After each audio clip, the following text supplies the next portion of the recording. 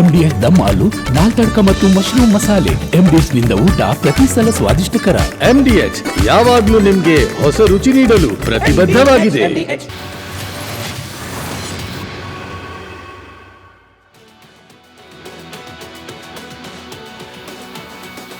ನಮಸ್ಕಾರ, ನೀವು ನೋಡ್ತಾ ಇದ್ದೀರಾ ಕರ್ನಾಟಕ ಪ್ರೈಮ್ ಟೈಮ್. ನಾನು ನಾಗೇಂದ್ರ ಬಾಬು. ನೋಡಿ, ಅವತ್ತು ಆಪರೇಷನ್ ಸಿಂಧೂರ ಮಾಡಿದಾಗ ಪಾಕಿಸ್ತಾನ ಏನು ಅಂದ್ಕೊಂಡಿತ್ತು ಗೊತ್ತಾ? ಭಾರತದವರು ನಮ್ಮನ್ನು ಹೊಡೆದ್ರೆ ಬೆಳಗ್ಗೆ 4 ಗಂಟೆ ಆದಮೇಲೆ ನಮ್ಮನ್ನು ಹೊಡಿತಾರೆ, ನಮ್ಮಲ್ಲಿ ಅಟ್ಯಾಕ್ ಆಗ್ಬೋದು ಅಂತ ಅಂದ್ಕೊಂಡಿದ್ರು. ಆದರೆ ಪಾಕಿಸ್ತಾನ ಅಂದ್ಕೊಂಡಿದ್ದೊಂದು, ಭಾರತ ಮಾಡಿದ್ದೇ ಇನ್ನೊಂದು. 4 ಗಂಟೆಗೆ ಹೊಡಿತಾರೆ, ಸ್ಟ್ರೈಕ್ ಆಗ್ಬೋದು ಅಂತ ಅಲರ್ಟ್ ಆಗಿದ್ರು. ಆದರೆ ಭಾರತದವರು 2 ಗಂಟೆಗೆ ಹೊಡೆದ್ಬಿಟ್ಟಿದ್ರು, ಅಟ್ಯಾಕ್ ಆಗಿತ್ತು. ಆಪರೇಷನ್ ಸಿಂಧೂರ ಅಲ್ಲಿಂದ ಆರಂಭ ಆಗಿತ್ತು. ಆ ಬಗ್ಗೆ ಮಾಹಿತಿಯನ್ನು ಕೊಡ್ತೀನಿ. ನನ್ನ ಜೊತೆ ನನ್ನ ಸಹೋದ್ಯೋಗಿ ಸ್ಮಿತಾ ಕೂಡ ಜಾಯ್ನ್ ಆಗಿದ್ದಾರೆ.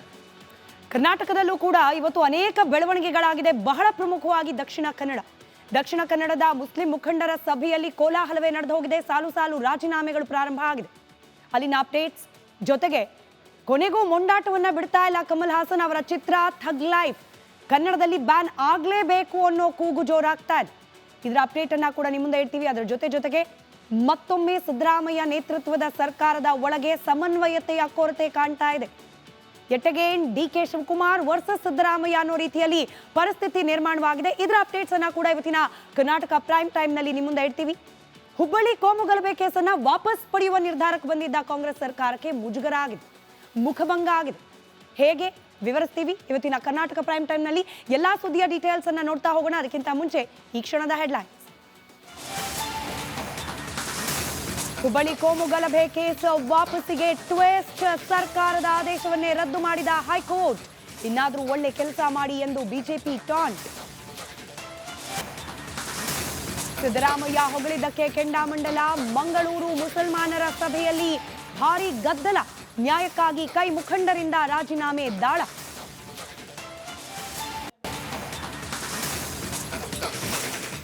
ಎಂಜಿನಿಯರ್ಗಳ ವರ್ಗಾವಣೆಗೆ ಒಪ್ಪಿದ ಸಿಎಂ. ಮುಖ್ಯಮಂತ್ರಿ ನಡೆಗೆ DK ಶಿವಕುಮಾರ್ ಗರಂ. ಆದೇಶ ವಾಪಸ್ ಪಡೆಯಲು ಸೂಚಿಸಿದ DCM.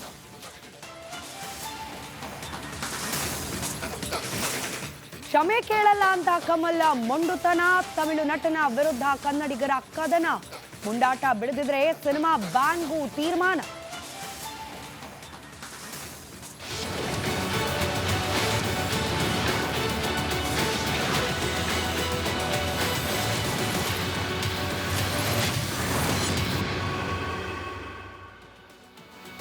ಓಲೈಕೆ. ಯಾವುದೇ ಪಕ್ಷದ ನೇತೃತ್ವದ ಸರ್ಕಾರ ರಚನೆಯಾದರೂ ಕೂಡ ಈ ಓಲೈಕೆ ಅನ್ನೋ ಅತಿ ಕೆಟ್ಟ ಸಂಸ್ಕೃತಿಯ ಅಪವಾದ ಆಗಿಂದಾಗೆ ರಾಜಕೀಯ ಪಕ್ಷಗಳ ಮೇಲೆ, ಅದರಲ್ಲೂ ಸರ್ಕಾರವನ್ನ ಮುನ್ನಡೆಸುವಂತಹ ಆಡಳಿತಾರೂಢ ಪಕ್ಷಗಳ ಮೇಲೆ ಬರ್ತಲೇ ಇರುತ್ತೆ. ಇನ್ನೂ ನೇರವಾಗಿ ಹೇಳೋದಾದ್ರೆ, ಬಿಜೆಪಿ ನೇತೃತ್ವದ ಸರ್ಕಾರ ಬಂದಾಗ ಹಿಂದೂ ಕಾರ್ಯಕರ್ತರು, ಹಿಂದೂ ಮುಖಂಡರು ಅನ್ನೋ ಹೆಸರಲ್ಲಿ ಸಮಾಜದ ಶಾಂತಿಯನ್ನ ಕದಡದವರ ವಿರುದ್ಧ ದಾಖಲಾಗಿರುವ ಕೇಸ್ಗಳನ್ನ ವಾಪಸ್ ಪಡೆಯೋ ಪ್ರಯತ್ನ ಮಾಡಿದ್ದಾರೆ ಅನ್ನೋ ಆರೋಪ, ಅಲ್ಲೂ ಓಲೈಕೆ ಆರೋಪ. ಮತ್ತೊಂದು ಕಡೆ ಕಾಂಗ್ರೆಸ್ ನೇತೃತ್ವದ ಸರ್ಕಾರ ಬಂದಾಗ ಮುಸಲ್ಮಾನರ ಮೇಲಿನ ಕೇಸನ್ನ ವಾಪಸ್ ಪಡೆಯುತ್ತಿದ್ದಾರೆ, ಓಲೈಕೆ ಅನ್ನೋ ಆರೋಪ.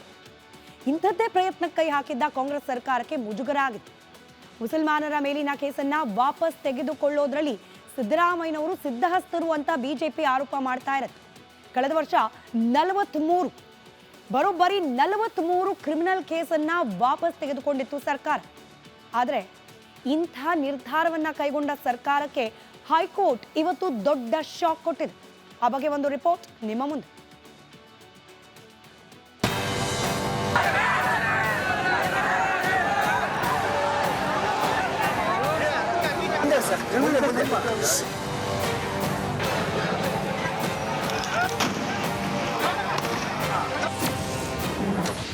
ಗಂಡು ಮೆಟ್ಟಿದ ನಾಡಿನ ಕೋಮು ಬೆಂಕಿ ಕೇಸ್ಗೆ ಟ್ವೀಟ್. ಕೇಸ್ ವಾಪಸ್ ಪಡೆದ ಸರ್ಕಾರಕ್ಕೆ ಶಾಕ್ ಕೊಟ್ಟ ಕೋರ್ಟ್. ರಾಜ್ಯ ಸರ್ಕಾರಕ್ಕೆ ಮತ್ತೊಂದು ದೊಡ್ಡ ಮುಖಭಂಗವಾಗಿದೆ. ಬರೋಬ್ಬರಿ 43 ಕ್ರಿಮಿನಲ್ ಕೇಸ್ ಹಿಂಪಡೆದಿದ್ದ ಸಿದ್ದು ಸರ್ಕಾರದ ಆದೇಶವನ್ನೇ ಹೈಕೋರ್ಟ್ ರದ್ದು ಮಾಡಿದೆ. ಕೇಸ್ ಹಿಂಪಡೆಯೋಕೆ ಯಾವುದೇ ಸಕಾರಣಗಳಿಲ್ಲ. ಕೇಸ್ ವಾಪಸ್ಸಿಂದ ಯಾವುದೇ ಸಾರ್ವಜನಿಕ ಹಿತಾಸಕ್ತಿ ಇಲ್ಲ ಎಂದು ಮೊದಲೇ ಕಾನೂನು ವಿಭಾಗ ಹೇಳಿತ್ತು. ಆದರೂ ಪ್ರಕರಣ ವಾಪಸ್ ಪಡೆದು ಈಗ ಕೋರ್ಟ್ನಲ್ಲಿ ಸರ್ಕಾರ ಮುಖಭಂಗ ಅನುಭವಿಸಿದೆ.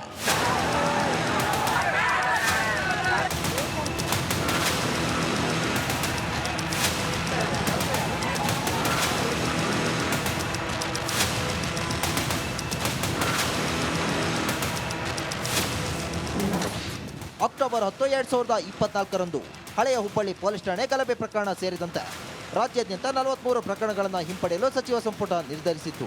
ಅಕ್ಟೋಬರ್ 15, 2024ರಂದು ಅಧಿಕೃತ ಸರ್ಕಾರಿ ಆದೇಶ ಅಂಗೀಕಾರವೂ ಆಯಿತು. ಅಕ್ಟೋಬರ್ 21ರಂದು ಕಾನೂನು ಇಲಾಖೆ ಮತ್ತು ಪ್ರಾಸಿಕ್ಯೂಷನ್ ಇಲಾಖೆಗೆ ಸರ್ಕಾರಿ ಆದೇಶದ ಬಗ್ಗೆ ಮಾಹಿತಿ ನೀಡಿ ಕ್ರಮ ಕೈಗೊಳ್ಳಲು ಸೂಚಿಸಲಾಗಿತ್ತು.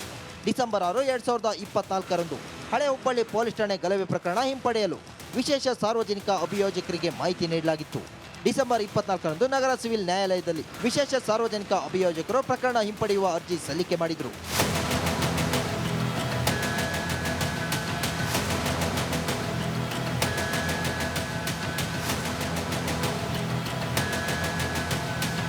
ಅದ್ಯಾರೋ ಸಾಮಾಜಿಕ ಜಾಲತಾಣದಲ್ಲಿ ಪೋಸ್ಟ್ ಹಾಕಿದ್ದ ಅಂತ ಕೆರಳಿದ ಕಿಡಿಗೇಡಿಗಳು ಹುಬ್ಬಳ್ಳಿ ಟೌನ್ ಪೊಲೀಸ್ ಠಾಣೆಗೆ ಬಂದು ಸಿಕ್ಕ ಕಡೆ ಕಲ್ಲು ತೂರಿದ್ರು. ಪೊಲೀಸ್ ವಾಹನಗಳನ್ನು ಧ್ವಂಸ ಮಾಡಿದ್ರು. ಆ ದೃಶ್ಯಗಳನ್ನು ಕಂಡು ಇಡೀ ರಾಜ್ಯವೇ ಬೆಚ್ಚಿ ಬಿದ್ದಿತ್ತು.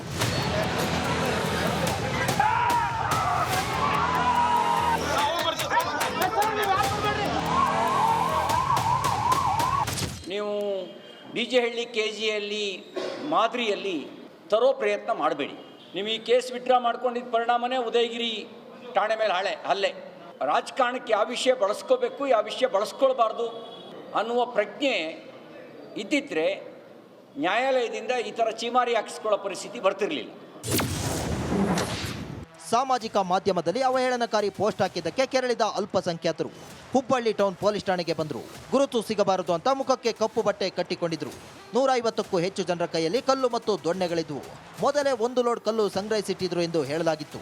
ಉದ್ರಿಕ್ತರು ಕಲ್ಲು ತೂರಾಟ ನಡೆಸಿದ್ರು. ಇನ್ಸ್ಪೆಕ್ಟರ್ ಕಾಡದೇವರ ಮಠ, ಕಾನ್ಸ್ಟೇಬಲ್ ಗುರುಪಾದಪ್ಪ ಸೇರಿ 10ಕ್ಕೂ ಹೆಚ್ಚು ಜನರಿಗೆ ಗಾಯಗಳಾಗಿದ್ವು. ಸರ್ಕಾರಿ ಮತ್ತು ಖಾಸಗಿ ವಾಹನಗಳು ಜಖಂಗೊಂಡಿದ್ವು. ಪ್ರಕರಣದ ಬಗ್ಗೆ ಮಾತನಾಡಿದ ಇನ್ಸ್ಪೆಕ್ಟರ್ ಕಾಡದೇವರ ಮಠ, ನಮ್ಮ ವಾಹನ ತಡೆದು ಕಿಡಿಗೇಡಿಗಳು ಬೆದರಿಕೆ ಹಾಕಿದ್ರು, ಕಲ್ಲು ಬಡಿಗೆಗಳನ್ನು ಹಿಡಿದು ಧಮಕಿ ಹಾಕಿದ್ರು. ನಮ್ಮ ಧರ್ಮ ಅವಹೇಳನ ಮಾಡಿದವರನ್ನ ಬಂಧಿಸಿ, ಇಲ್ಲವಾದ್ರೆ ಎಲ್ಲ ಪೊಲೀಸರನ್ನ ಕೊಂದು ಹಾಕ್ತೀವಿ ಎನ್ನುತ್ತಲೇ ಹಲ್ಲೆ ಮಾಡಲು ಮುಂದಾದ್ರು. ಆಗ ನಾನು ಜೀಪ್ನ ಡೋರ್ ಲಾಕ್ ಮಾಡಿಕೊಂಡೆ. ಬಿಡಬೇಡ್ರಿ, ಇವರನ್ನ ಕೊಲ್ಲಿ ಎಂದು ದಾಳಿ ಮಾಡಿದ್ರು. ಪೊಲೀಸ್ ಜೀಪ್ನ ಗ್ಲಾಸ್ಗಳನ್ನು ಒಡೆದು ಜಖಂ ಮಾಡಿದ್ರು ಎಂದು ಕಿಡಿಗೇಡಿಗಳ ಕೃತ್ಯದ ಬಗ್ಗೆ ಎಫ್ಐಆರ್ನಲ್ಲೂ ಉಲ್ಲೇಖವಾಗಿದೆ. ಹುಬ್ಬಳ್ಳಿ ಕೇಸ್ ಸೇರಿ 43 ಕೇಸ್ ವಾಪಸ್ ಪಡೆದಿದ್ರೆ ಅದನ್ನ ಹೈಕೋರ್ಟ್ ತಡೆ ಕೊಟ್ಟಿದೆ ಸರ್. ಯಾರು? High court sir. ಹುಬ್ಬಳ್ಳಿ ಗಲಭೆ ಕೇಸ್ ರಾಜ್ಯ ಕಂಡ ಅತಿ ದೊಡ್ಡ ಕೋಮು ಗಲಭೆಗಳಲ್ಲಿ ಒಂದು. ಆದರೆ ಸರ್ಕಾರ ಇಂಥ ಪ್ರಕರಣವನ್ನೇ ವಾಪಸ್ ಪಡೆಯಲು ಮುಂದಾಗಿದ್ದು ಮಾತ್ರ ದುರಂತ. Bureau report, Republic Kannada. ಸಿದ್ದರಾಮಯ್ಯನವರ ವಿರುದ್ಧವಾಗಿ ಪದೇ ಪದೇ ಮುಸ್ಲಿಂ ಓಲೈಕೆ ಅನ್ನೋ ಅಪವಾದ ಬರ್ತಲೇ ಇರುತ್ತೆ. ತೀರಾ ಇತ್ತೀಚಿನ ಕಾಮಗಾರಿಗಳಲ್ಲಿ, ಸರ್ಕಾರಿ ಕಾಮಗಾರಿಗಳ ಗುತ್ತಿಗೆಯಲ್ಲಿ ಮೀಸಲಾತಿ ತರುವ ಪ್ರಯತ್ನದಿಂದ ಹಿಡಿದು ಅನುದಾನ ಹಂಚಿಕೆಯಲ್ಲಿ 10,000 ಕೋಟಿ ರೂಪಾಯಿ ಕೊಡ್ತೀನಿ ಅನ್ನೋ ಹೇಳಿಕೆ ತನಕ. ಇದಿಷ್ಟೂ ಅಲ್ಲದೆ ಯಥೇಚ್ಛವಾದ ಕೃಪೆಯನ್ನ ಕೆಲ ಮುಸಲ್ಮಾನ್ ಸಮುದಾಯಕ್ಕೆ ಸಂಬಂಧಪಟ್ಟ ಸಂಘಟನೆಗಳು ಹಾಗೆ ಆ ಸಮುದಾಯದವರ ವಿರುದ್ಧ ದಾಖಲಾದ ಕೇಸನ್ನ ಹಿಂಪಡೆಯುವ ಮೂಲಕ ಸಿದ್ದರಾಮಯ್ಯನವರು ಆಗಿಂದಾಗೆ ಮುಸಲ್ಮಾನ್ ಸಮುದಾಯದ ಮೇಲೆ ಪ್ರೇಮ ತೋರಿಸ್ತಿದ್ದಾರೆ ಅನ್ನೋ ಆರೋಪ ಬಿಜೆಪಿಗರು ಮಾಡ್ತಾರೆ. ತಪ್ಪಲ್ಲ. ಒಂದು ಸಮುದಾಯ, ಆ ಸಮುದಾಯದ ಅಭಿವೃದ್ಧಿಗೋಸ್ಕರ ಒಬ್ಬ ಜನನಾಯಕನಾಗಿ ಕ್ರಮ ಕೈಗೊಂಡ್ರೆ ತಪ್ಪಲ್ಲ. ಆದರೆ ಸಮತೋಲನ ಅನ್ನೋದು ಮಿಸ್ ಆಗಬಾರ್ದಲ್ಲ. ಒಂದು ಕಣ್ಣಿಗೆ ಬೆಣ್ಣೆ ಮತ್ತೊಂದು ಕಣ್ಣಿಗೆ ಸುಣ್ಣ ಅನ್ನೋ ರೀತಿಯಲ್ಲಿ ಆಗಬಾರ್ದಲ್ಲ. ಆದರೆ ಸಿದ್ದರಾಮಯ್ಯನವರು ಆ ಸಮನ್ವಯತೆಯನ್ನು ಕಾಪಾಡ್ಕೊಳ್ತಿಲ್ಲ ಅನ್ನೋ ಆರೋಪ. ಯಾಕೆ ಈ ಆರೋಪ ಮಾಡ್ತಾರೆ? ಒಂದಷ್ಟು ಘಟನಾವಳಿಗಳನ್ನು ರೀಕಾಲ್ ಮಾಡ್ತಾ ಹೋಗೋಣ. 2015 ಜೂನ್ PFI ಈಗ ಬ್ಯಾನ್ ಆಗಿದೆ. PFI ಸಂಘಟನೆ ಹಾಗೆ KFT ಮೇಲೆ ಕೃಪೆ ತೋರಿದ್ರು ಸಿದ್ದರಾಮಯ್ಯ. ಹೇಗೆ?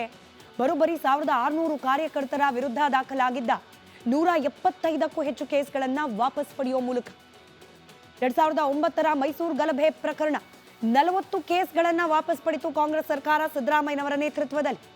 ಉದಯಗಿರಿ, ನರಸಿಂಹರಾಜದಲ್ಲಿ ನಡೆದಿದ್ದ ಕೋಮು ಗಲಭೆ, 3 ಹತ್ಯೆ, 250 PFI ಹಾಗೆ KFD ಕಾರ್ಯಕರ್ತರ ಬಂಧನ ಆಗಿತ್ತು. ಕೊಲೆ ಕೇಸ್ ಒಂದನ್ನು ಹೊರತುಪಡಿಸಿ 40 ಕೇಸ್ಗಳನ್ನು ವಾಪಸ್ ಪಡೆಯಿತು ಕಾಂಗ್ರೆಸ್ ಸರ್ಕಾರ. ಇನ್ನು 2010 ಶಿವಮೊಗ್ಗ ಹಾಗೆ ಹಾಸನದಲ್ಲಿ ನಡೆದ ಗಲಭೆ, 135 ಕೇಸ್ಗಳನ್ನು ವಾಪಸ್ ಪಡೆದು. ಶಿವಮೊಗ್ಗದಲ್ಲಿ 114 ಕೇಸ್, ಹಾಸನದಲ್ಲಿ 21 ಕೇಸ್ಗಳಿತ್ತು. 1400ಕ್ಕೂ ಅಧಿಕ PFI ಹಾಗೆ STPI ಕಾರ್ಯಕರ್ತರ ಮೇಲಿನ ಕೇಸ್ಗಳನ್ನು ಖುಲಾಸೆ ಮಾಡಿಸಿತು ಸರ್ಕಾರ. ಎಲ್ಲ 135 ಕೇಸ್ಗಳನ್ನು ಕೂಡ ವಾಪಸ್ ಪಡ್ಕೊಂಡ್ರು ಸಿದ್ದರಾಮಯ್ಯನವರು. ಇನ್ನು ಹುಬ್ಬಳ್ಳಿ ಗಲಭೆ ಪ್ರಕರಣಕ್ಕೆ ಸಂಬಂಧಪಟ್ಟಂತೆಯೂ ದಾಖಲಾಗಿದ್ದ ಕೇಸ್ಗಳನ್ನು ವಾಪಸ್ ಪಡೆಯೋ ಪ್ರಯತ್ನವನ್ನ ಮಾಡಲಾಗಿತ್ತು. ಅವರ ಆ ಪ್ರಕರಣದಲ್ಲಿದ್ದ ಆರೋಪಿಗಳ ಮೇಲೂ ಕೂಡ ಸಿದ್ದರಾಮಯ್ಯನವರು ಕೃಪೆ ತೋರ್ಲಿಕ್ಕೆ ಮುಂದಾಗಿದ್ರು. ಆದರೆ ಇದೀಗ ಹೈಕೋರ್ಟ್ ಇದಕ್ಕೆ ತದ್ವಿರುದ್ಧವಾಗಿ ತೀರ್ಪು ನೀಡುವ ಮೂಲಕ ಸಿದ್ದರಾಮಯ್ಯನವರ ಆ ನಿರ್ಧಾರಕ್ಕೆ ವಿರುದ್ಧವಾದ ತೀರ್ಪು ಹೊರಬಿದ್ದಿದೆ. ಬಿಜೆಪಿಗರು ಇನ್ನಾದರೂ ಓಲೈಕೆ ಮಾಡೋದನ್ನು ನಿಲ್ಲಿಸಿ ಸಮಸ್ಥಿತಿಯಲ್ಲಿ ನಿರ್ಧಾರಗಳನ್ನು ಕೈಗೊಳ್ಳಿ ಅಂತ ಹೇಳ್ತಿದ್ದಾರೆ. ಬಟ್ ಬಿಜೆಪಿ ಮೇಲೂ ಕೂಡ ನಾನು ಶುರುವಲ್ಲೇ ಹೇಳಿದಾಗೆ ಹಿಂದೂ ಸಮುದಾಯದ ಹಿಂದೂ ಪರ ಸಂಘಟನೆಗಳ ಪರವಾಗಿ ಓಲೈಕೆ ಮಾಡುವ ಆರೋಪ ಇದ್ದೇ ಇದೆ. ಇನ್ನು ದಕ್ಷಿಣ ಕನ್ನಡದಲ್ಲಿ ಸಾಲು ಸಾಲು ಹತ್ಯೆಗಳು ನಡೀತಾ ಇದೆ. ಮಂಗಳೂರು ಕಮಿಷನರ್, ದಕ್ಷಿಣ ಕನ್ನಡ ಎಸ್ಪಿ ತಲೆದಂಡ. ಕಮಿಷನರ್ ಅನುಪಮ್ ಅಗರ್ವಾಲ್ ಎತ್ತಂಗಡಿ ಮಾಡಲಾಗಿದೆ. ದಕ್ಷಿಣ ಕನ್ನಡ ಎಸ್ಪಿ ಯತೀಶ್ ಎತ್ತಂಗಡಿ, ದಕ್ಷಿಣ ಕನ್ನಡ ಎಸ್ಪಿ ಆಗಿದ್ದ ಅರುಣ್ ಕೆ ಅವರ ನೇಮಕ ಮಾಡಲಾಗಿದೆ. ನೂತನ ಕಮಿಷನರ್ ಆಗಿ ಸುಧೀರ್ ಕುಮಾರ್ ರೆಡ್ಡಿ ನೇಮಕ ಮಾಡಲಾಗಿದೆ. ಪೊಲೀಸ್ ಇಲಾಖೆಯ ಮೇಲೆ ಇದೀಗ ಶಿಸ್ತಿನ ಕ್ರಮ ಕೈಗೊಳ್ತಾ ಇದೆ ಗೃಹ ಇಲಾಖೆ. ದಕ್ಷಿಣ ಕನ್ನಡದಲ್ಲಿ ಒಂದಷ್ಟು ಬದಲಾವಣೆ ಅನಿವಾರ್ಯ ಇತ್ತು, ಆದ್ರೆ ಈ ಬದಲಾವಣೆ ಅನಿವಾರ್ಯ ಇತ್ತ ಪ್ರಶ್ನೆ ಕೇಳಬೇಕಾಗಿದೆ. ಪೊಲೀಸರ ಬದಲಾವಣೆ, ಅದರಲ್ಲೂ ಉನ್ನತ ಮಟ್ಟದ ಅಧಿಕಾರಿಗಳ ಬದಲಾವಣೆಯಿಂದ ಪರಿಸ್ಥಿತಿ ನಿಜವಾಗ್ಲೂ ಸುಧಾರಿಸುತ್ತೆ ಅಂದ್ರೆ ಅದನ್ನ ದಕ್ಷಿಣ ಕನ್ನಡ ಜಿಲ್ಲೆಯ ಜನರೇ ಸ್ವಾಗತ ಮಾಡ್ತಾರೆ. ಅಥವಾ ಇದ್ರ ಹಿಂದೆ ಕೂಡ ಏನಾದರೂ ರಾಜಕೀಯ ಲೆಕ್ಕಾಚಾರಗಳಿದೆ ಅನ್ನೋದಾದ್ರೆ ಬಹಳ ಸಮಯ ಏನ್ ಬೇಕಾಗಿಲ್ಲ ಅದು ಹೊರಬರಲಿಕ್ಕೆ. ಇದೀಗ ನೂತನ ಕಮಿಷನರ್ ಆಗಿ ಸುಧೀರ್ ಕುಮಾರ್ ರೆಡ್ಡಿ ಅವರನ್ನ ನೇಮಕ ಮಾಡಲಾಗಿದೆ. ದಕ್ಷಿಣ ಕನ್ನಡದ ಎಸ್ಪಿ ಆಗಿ ಅರುಣ್ ಕೆ ಅವರ ನೇಮಕ ಮಾಡಲಾಗಿದೆ.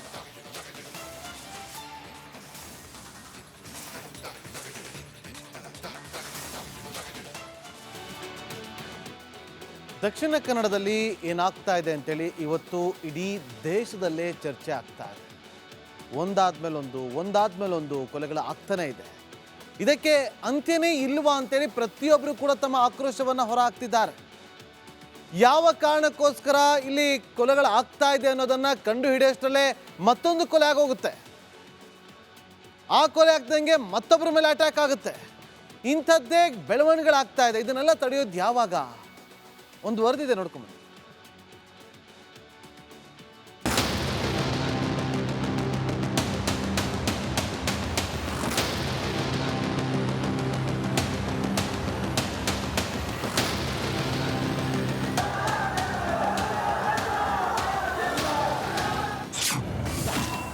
ಕಡೆಗೂ ಕಣ್ಣು ಬಿಟ್ಟ ಗೃಹ ಮಂತ್ರಿ ಜಿ ಪರಮೇಶ್ವರ್. ಕ್ರಮ ಕೈಗೊಳ್ಳುತ್ತೇವೆ, ಸಚಿವರದ್ದು ಮತ್ತದೇ ರಾಗ. ದಕ್ಷಿಣ ಕನ್ನಡದಲ್ಲಿ ದಿನದಿಂದ ದಿನಕ್ಕೆ ಕೋಮು ಸಾಮರಸ್ಯ ಹದಗೆಡುತ್ತಿದೆ. ಎರಡು ಕೋಮುಗಳಿಂದ ಪರಸ್ಪರ ಪ್ರಚೋದಿಸುವ ಕೆಲಸ ನಡೀತಿದೆ. ಅದಕ್ಕೆ ಕೆಲ ಜನಪ್ರತಿನಿಧಿಗಳು ಕೂಡ ಬೆಂಕಿಗೆ ತುಪ್ಪ ಸುರಿಯುವ ಕೃತ್ಯವನ್ನ ಮಾಡುತ್ತಿದ್ದಾರೆ. ಇದೀಗ ಗೃಹ ಸಚಿವರೇ ವಿವಾದಿತ ಹೇಳಿಕೆಯೊಂದನ್ನ ನೀಡಿದ್ದಾರೆ. ಅವರು ಕೊಲೆ ಮಾಡಿದ್ರೆ ಇವರೂ ಒಂದು ಕೊಲೆ ಮಾಡ್ತಾರೆ ಅಂತ ಬಾಂಬ್ ಸಿಡಿಸಿದ್ದಾರೆ. ವಾತಾವರಣ ಕೆಡಿಸ್ಬಿಟ್ಟಿದ್ದಾರೆ. ವಾತಾವರಣ ಕೆಟ್ಟಿದೆ. ಒಬ್ರು ಇವ್ರು ಮರ್ಡರ್ ಮಾಡಿದ್ರೆ ಅವರೊಂದು ಮರ್ಡರ್ ಮಾಡೋದು, ಅವರೊಂದು ಮಾಡಿದ್ರೆ ಇವ್ರು ಮಾಡೋದು, ಈ ರೀತಿ ಈ ದ್ವೇಷ ಭಾವನೆ ಬಂದ್ರೆ ಸಮಾಜ ಎಲ್ಲಿ ಉಳಿಯೋದು? ಅಲ್ಲಿ ಜೀವನ ಮಾಡೋಕ್ಕಾಗುತ್ತೆ? ಅದನ್ನ ಸರ್ಕಾರ ನಾವು ನೋಡ್ಕೊಂಡು ಸುಮ್ಮನೆ ಇರೋದಿಲ್ಲ. ಖಂಡಿತವಾಗಿ ಇದನ್ನ ನಿಲ್ಲಿಸ್ತೀವಿ, ನಿಲ್ಲಿಸದೆ ಬಿಡೋದಿಲ್ಲ. ಕಡೆಗೂ ಆಂಟಿ ಕಮ್ಯುನಲ್ ವಿಂಗ್ ರಚನೆ. ದಕ್ಷಿಣ ಕನ್ನಡದಲ್ಲಿ ಆಂಟಿ ಕಮ್ಯುನಲ್ ಟಾಸ್ಕ್ ಫೋರ್ಸ್ ರಚನೆಯಾಗಿದ್ದು, ಆಂಟಿ ಕಮ್ಯುನಲ್ ವಿಂಗ್ ರಚನೆಗೆ ಆದೇಶ ನೀಡಲಾಗಿದೆ. ಪ್ರತಿ ಬಾರಿ ಘಟನೆ ನಡೆದಾಗ್ಲೂ ಕಣ್ಮುಚ್ಚಿ ಕುಳಿತುಕೊಳ್ಳಲ್ಲ ಅಂತ ಗೃಹ ಸಚಿವರು ಹೇಳಿದ್ದಾರೆ.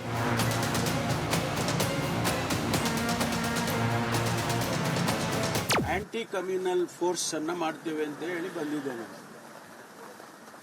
ಈಗ ಅದಕ್ಕೆ ಸ್ವಲ್ಪ ಫಾರ್ಮ್ಯಾಲಿಟೀಸ್, ಅಂದ್ರೆ ಯಾವ ರೀತಿ ಮಾಡಬೇಕು, ಯಾರು ಅದನ್ನ ಹೆಡ್ ಮಾಡಬೇಕು, ಅವ್ರಿಗೆ ಏನು ಪವರ್ ಕೊಡಬೇಕು, ಇದೆಲ್ಲವನ್ನು ಕೂಡ ಪರಿಶೀಲನೆ ಮಾಡಿ ಸ್ಟಡಿ ಮಾಡಿ ಅದನ್ನ ಮಾಡಬೇಕು ಅಂತ ಹೇಳಿ ಇವತ್ತು ನಿನ್ನೆ ದಿವಸ ಅದಕ್ಕೆ ಒಂದು ಸರ್ಕಾರಿ ಆದೇಶವನ್ನು ಕೂಡ ಹೊರಡಿಸಿದ್ದೇವೆ. ಮಂತ್ರಿಗಳಿಗೆ ಟಾಸ್ಕ್ ಕೊಟ್ಟ ಮುಖ್ಯಮಂತ್ರಿ. ಬಂಟ್ವಾಳದಲ್ಲಿ ರಹಿಮಾನ್ ಹತ್ಯೆ ನಡೆದ ಬೆನ್ನಲ್ಲೇ ಅತಿಥಿ ಉಸ್ತುವಾರಿ ಎಂದೇ ಟ್ರೋಲ್ಗೆ ಒಳಗಾಗಿರೋ ದಿನೇಶ್ ಗುಂಡೂರಾವ್ ವಿರುದ್ಧ ಭಾರಿ ಆಕ್ರೋಶ ವ್ಯಕ್ತವಾಗ್ತಿದೆ. ಸುಹಾಸ್ ಶೆಟ್ಟಿ ಕೊಲೆಯಾದಾಗಲೂ ಬೆಂಗಳೂರಿನಲ್ಲೇ ಝಾಂಡಾ ಊರಿದ್ದ ಗುಂಡೂರಾವ್ 2 ದಿನಗಳ ಬಳಿಕ ಮಂಗಳೂರಿಗೆ ತೆರಳಿದ್ರು. ರಹಿಮಾನ್ ಕೊಲೆಯಾದಾಗಲೂ ಸಾಹೇಬರು ಬೆಂಗಳೂರಿನಲ್ಲೇ ಇದ್ದಾರೆ. ಆದ್ದರಿಂದ ಪರಮೇಶ್ವರ್, ಗುಂಡೂರಾವ್ ಇಬ್ಬರೂ ಮಂಗಳೂರಿಗೆ ಹೋಗಿ ಅಂತ ಸಿಎಂ ಸೂಚಿಸಿದ್ದಾರೆ.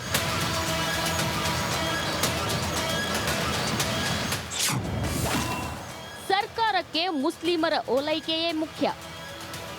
ಈ ರಾಜ್ಯ ಸರ್ಕಾರಕ್ಕೆ, ಸಿದ್ದರಾಮಯ್ಯ ಸರ್ಕಾರಕ್ಕೆ ಅಲ್ಪಸಂಖ್ಯಾತರನ್ನ ಓಲೈಕೆ ಮಾಡೋದ್ರಲ್ಲಿ ಅವರಿಗೆ ಖುಷಿ ಕೊಡ್ತಿದೆ ಹೊರತು ರಾಜ್ಯದಲ್ಲಿ ಇವತ್ತು ಕಾನೂನು ಸುವ್ಯವಸ್ಥೆ ಸುಗಮವಾಗಿ ಇರಬೇಕು, ರಾಜ್ಯದಲ್ಲಿ ಇವತ್ತು ವಾತಾವರಣ ಸರಿಯಾಗಿರಬೇಕು ಅಂತಕ್ಕಂಥ ಕಿಂಚಿತ್ತೂ ಕೂಡ ಕಾಳಜಿ ರಾಜ್ಯ ಸರ್ಕಾರಕ್ಕಿಲ್ಲ, ಮಾನ್ಯ ಮುಖ್ಯಮಂತ್ರಿಗಳಿಗಿಲ್ಲ. ನಾನು ನಿನ್ನೆ ಕೂಡ ಕರ್ನಾಟಕ ಪ್ರೈಮ್ ಟೈಮ್ನಲ್ಲಿ ಇದೇ ಮಾತನ್ನು ಹೇಳಿದ್ದೆ, ಇವತ್ತು ಕೂಡ ರಿಪೀಟ್ ಮಾಡ್ತಿದ್ದೀನಿ. ಯಾವುದೇ ಪಕ್ಷದ ಸರ್ಕಾರ ಬಂದರೂ ಕೂಡ ಕರಾವಳಿ, ದಕ್ಷಿಣ ಕನ್ನಡ ಕೋಮು ಸೌಹಾರ್ದತೆಯ ಬೀಡಾಗೋದು ಅವರಿಗೆ ಕಡಾಖಂಡಿತವಾಗಿಯೂ ಇಷ್ಟ ಇಲ್ಲ. ಎಲ್ಲವೂ ಸರಿ ಹೋಗ್ಬಿಟ್ರೆ ಇವರ ಕೀಳು ವೋಟ್ ಬ್ಯಾಂಕ್ ಪಾಲಿಟಿಕ್ಸ್ ನಡೆಯೋದಿಲ್ವಲ್ಲ. ಐಡಿಯಾಲಜಿ, ಸಿದ್ಧಾಂತದ ಆಧಾರದ ಮೇಲೆ ರಾಜಕಾರಣಿಗಳು ಆಡುವ ಆಟಗಳು ನಿಂತು ಹೋಗುತ್ತಲ್ಲ. ಹೀಗಾಗಿ ಕೊಲೆ ಆದರೂ ಆಗಲಿ, ಸುಲಿಗೆ ಆದರೂ ಆಗಲಿ, ಒಬ್ರಿಗೊಬ್ರು ಹೊಡೆದಾಡ್ಕೊಂಡು ಬೀದಿ ಹೆಣವಾದರೂ ಪರವಾಗಿಲ್ಲ, ಇದು ಹಿಂಗೆ ಆಗ್ತಾ ಇರಲಿ, ನಂಬಿಕೆ ವಾಸ್ತೆ ಅನ್ನೋ ರೀತಿಯಲ್ಲಿ ನಾವು ಕ್ರಮ ಕೈಗೊಳ್ತೀವಿ, ಸ್ಟ್ಯಾಂಡರ್ಡ್ ಸ್ಟೇಟ್ಮೆಂಟ್ ಕೊಡ್ತಾ ಇರೋಣ ಅನ್ನೋ ಮನಸ್ಥಿತಿಯಲ್ಲಿದ್ದಾರೆ ರಾಜಕಾರಣಿಗಳು ಪಕ್ಷಾತೀತವಾಗಿ. ಬಿಜೆಪಿ ಆಡಳಿತ ಇರ್ತಾ ಏನು ಪರಿಸ್ಥಿತಿ ಸುಧಾರಿಸಿರ್ಲಿಲ್ಲ, ಕಾಂಗ್ರೆಸ್ ಆಡಳಿತ ಬಂದ ತಕ್ಷಣನೂ ಏನು ಅಚ್ಚೇದೇನು ಬರಲಿಲ್ಲ. ಯಾವುದೇ ಸರ್ಕಾರ ಇರುವಾಗಲೂ ಕೂಡ ದಕ್ಷಿಣ ಕನ್ನಡ ಜಿಲ್ಲೆಯ ಪರಿಸ್ಥಿತಿ ಹೀಗೆ ಇದೆ. ಧರ್ಮದ ಹೆಸರಲ್ಲಿ ಸಾಲು ಸಾಲು ಹತ್ಯೆಗಳಾಗ್ತಲೇ ಇದೆ, ತಡೆಯೋ ಪ್ರಯತ್ನ ಆಗ್ತಾ ಇಲ್ಲ. ಈಗೇನೋ ಪರಮೇಶ್ವರ್ ಸಾಹೇಬ್ರು ಹೇಳ್ತಾ ಇದ್ದಾರೆ ಆಂಟಿ ಕ್ರಿಮಿನಲ್ ಫೋರ್ಸ್ ಅಂತ ಹೇಳಿ ನಾವೊಂದು ಟಾಸ್ಕ್ ಫೋರ್ಸ್ ರಚನೆ ಮಾಡ್ತೀವಿ, ಅಟ್ಲೀಸ್ಟ್ ಅದಾದರೂ ಸರಿಯಾಗಿ ಕೆಲಸ ಮಾಡ್ಲಿಕ್ಕೆ ಬಿಡ್ಲಿ ಸರ್ಕಾರ ಅನ್ನೋದು ನಮ್ಮ ನಿರೀಕ್ಷೆ. ಸರ್ಕಾರಗಳು ಕಣ್ಣು ಬಿಡಲೇಬೇಕಾದ ಪರಿಸ್ಥಿತಿ ಇದೆ. ಯಾಕಂದ್ರೆ ರಾಜ್ಯದಲ್ಲಿ ಅತ್ಯಂತ ಕೋಮು ಸೂಕ್ಷ್ಮ ಪ್ರದೇಶ ಅಂತ ಗುರುತಿಸ್ಕೊಂಡಿದೆ ದಕ್ಷಿಣ ಕನ್ನಡ. 3 ವರ್ಷಗಳಲ್ಲಿ ರಾಜ್ಯಾದ್ಯಂತ 41 ಬರೋಬ್ಬರಿ 41 ಕೋಮು ಗಲಭೆ ಕೇಸ್ಗಳು ದಾಖಲಾಗಿದೆ. 2023ರಲ್ಲೇನೆ 3 ಕೇಸ್, ಅದಕ್ಕಿಂತ 2024ರಲ್ಲಿ 38 ಪ್ರಕರಣಗಳು ದಾಖಲಾಗಿದೆ. 38 ಪ್ರಕರಣಗಳು ಕಳೆದ ವರ್ಷ. ಪರಿಹಾರ ಕಲ್ಪಿಸುವಲ್ಲಿ ರಾಜ್ಯ ಸರ್ಕಾರ ವಿಫಲವಾಗಿದೆ ಅನ್ನೋದು ಗೊತ್ತಾಗ್ತಾ ಇದೆ. ಇನ್ ಕೇಸ್ ಪರಿಸ್ಥಿತಿ ಸುಧಾರಿಸುವ ಕಾರ್ಯ ಸರ್ಕಾರದಿಂದ ಆಗಿದ್ದಿದ್ರೆ ಇವತ್ತು ರಹಿಮಾನ್ ಕೊಲೆನೂ ಆಗ್ತಿರ್ಲಿಲ್ಲ, ಕೆಲವೇ ದಿನಗಳ ಹಿಂದೆ ಸುಹಾಸ್ ಶೆಟ್ಟಿ ಕೊಲೆ ಕೂಡ ಆಗಿರ್ತಿರ್ಲಿಲ್ಲ. ಸರ್ಕಾರಗಳು ನಿಷ್ಕ್ರಿಯವಾಗಿದೆ ಈ ಕೋಮು ಗಲಭೆಯನ್ನ ನಿಯಂತ್ರಿಸುವಲ್ಲಿ ಅನ್ನೋದಕ್ಕೆ ಈ ಸಾಲು ಸಾಲು ಬರ್ಬರ ಹತ್ಯೆಗಳು ಸಾಕ್ಷಿಯಾಗಿ ನಿಲ್ತಾ ಇದೆ. ಕೋಮು ಪ್ರಚೋದನಾ ಹೇಳಿಕೆ ಎಲ್ಲದಕ್ಕೂ ಮೂಲ ಇದೇನೆ. ಶುಕ್ರವಾರ ಪ್ರಾರ್ಥನೆ ಆದ ತಕ್ಷಣ ಬರುತ್ತೆ ಕೆಲ ಸಂದೇಶ, ಹಾಗೆ ಹಿಂದೂ ಸಂಘಟನೆಗಳ ಬಹಿರಂಗ ವೇದಿಕೆಯ ಭಾಷಣದಲ್ಲೂ ಬರುತ್ತೆ ಸಂದೇಶ. ನಾನು 2 ಸಮುದಾಯದ ತಪ್ಪನ್ನು ಹೇಳ್ತಾ ಇದ್ದೀನಿ, 2 ಸಮುದಾಯದ. ಮೊನ್ನೆ ಸುಹಾಸ್ ಶೆಟ್ಟಿ ಮರ್ಡರ್ ಆದ ನಂತರದಲ್ಲಿ ಕೆಲ ಹಿಂದೂ ಸಂಘಟನೆಯ ಮುಖಂಡರು ಬಂದು ಭಾಷಣ ಮಾಡಿದ್ರು, ಹಾಗಾಗಿ ರೆಹಮಾನ್ ಮರ್ಡರ್ ಆಯಿತು ಅಂತ ಕೆಲವರು ವಾದ ಮಾಡ್ತಿದ್ದಾರೆ. ಸುಹಾಸ್ ಶೆಟ್ಟಿ ಮರ್ಡರ್ ಆಗಕ್ಕೆ ಮುಂಚೆ ಏನಾಗಿತ್ತು? ದಕ್ಷಿಣ ಕನ್ನಡದ ಜನ ಅದನ್ನು ಕೂಡ ಮರ್ತಿಲ್ಲ, ನೆನಪಲ್ಲಿ ಇಟ್ಕೊಂಡಿದ್ದಾರೆ. ಈ ಪ್ರಚೋದನಾಕಾರಿ ಹೇಳಿಕೆಗಳು, ಭಾಷಣಗಳು 2 ಸಮುದಾಯದಿಂದ ಆಗ್ತಾ ಇದೆ. ಪ್ರಜ್ಞಾವಂತರಾಗಬೇಕಾಗಿರೋದು ಇದೀಗ ಕೇವಲ ರಾಜಕಾರಣಿಗಳು ಮಾತ್ರವಲ್ಲ, ಸಮುದಾಯದ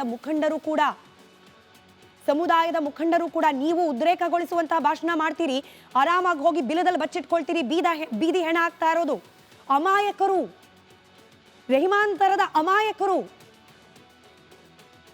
ನಿಮ್ಮ ಈ ಭಾಷಣಕ್ಕೆ ಬಲಿ ಆಗ್ತಾ ಇರೋದು. 2 ಸಮುದಾಯದಲ್ಲಿ ಹೇಳ್ತಿದ್ದೀನಿ, ನಿಮ್ಮ ಈ ರೀತಿಯ ಪ್ರಚೋದನಕಾರಿ ಭಾಷಣಕ್ಕೆ ಬಲಿ ಆಗ್ತಾ ಇರೋದು ಯಾವುದೋ ಕಡು ಬಡವ ಅಥವಾ ಒಂದು ಮಧ್ಯಮ ವರ್ಗದ ಕುಟುಂಬದ ಮನೆ ಮಗ ಹೆಣ ಆಗ್ತಿರೋದು.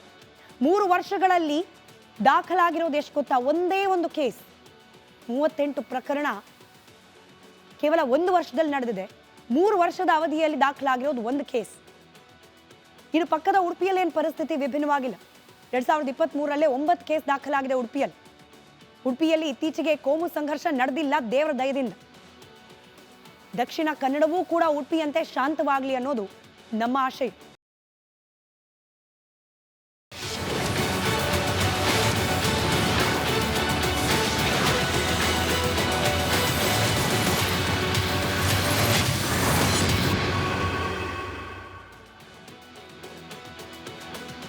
Welcome back. ಇವತ್ತು ಮಂಗಳೂರಲ್ಲಿ ಸಭೆಯನ್ನು ಮಾಡಿ ನಾವು ಹೊಸ ಪಾರ್ಟಿಯನ್ನು ಕಟ್ತೀವಿ ಅಂತೇಳಿ ಎಚ್ಚರಿಕೆಯನ್ನು ಕೊಟ್ಟಿದ್ದಾರೆ.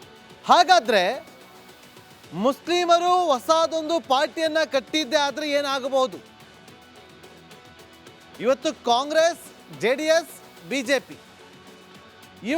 ಇವರು ಪಾರ್ಟಿಗಳನ್ನು ಮಾಡಿಕೊಂಡು ಈ 3 ಪಾರ್ಟಿಗಳಿಗೂ ಕೂಡ ಇವತ್ತು ಪ್ರಮುಖವಾಗಿ ಹೇಳಬೇಕು ಅಂತಂದರೆ ಮುಸ್ಲಿಂ ಮತಗಳು ಬೇಕು.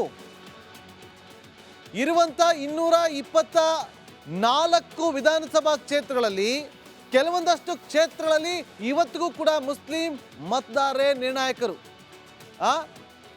ಇನ್ನು ರಾಜ್ಯದ ಜನಸಂಖ್ಯೆಯನ್ನು ತಗೊಂಡಾಗ 13% ಅಷ್ಟು ಮುಸ್ಲಿಮರೇ ಇದ್ದಾರೆ. ನೋಡಿ ವೀಕ್ಷಕರೇ, 13%, 13%.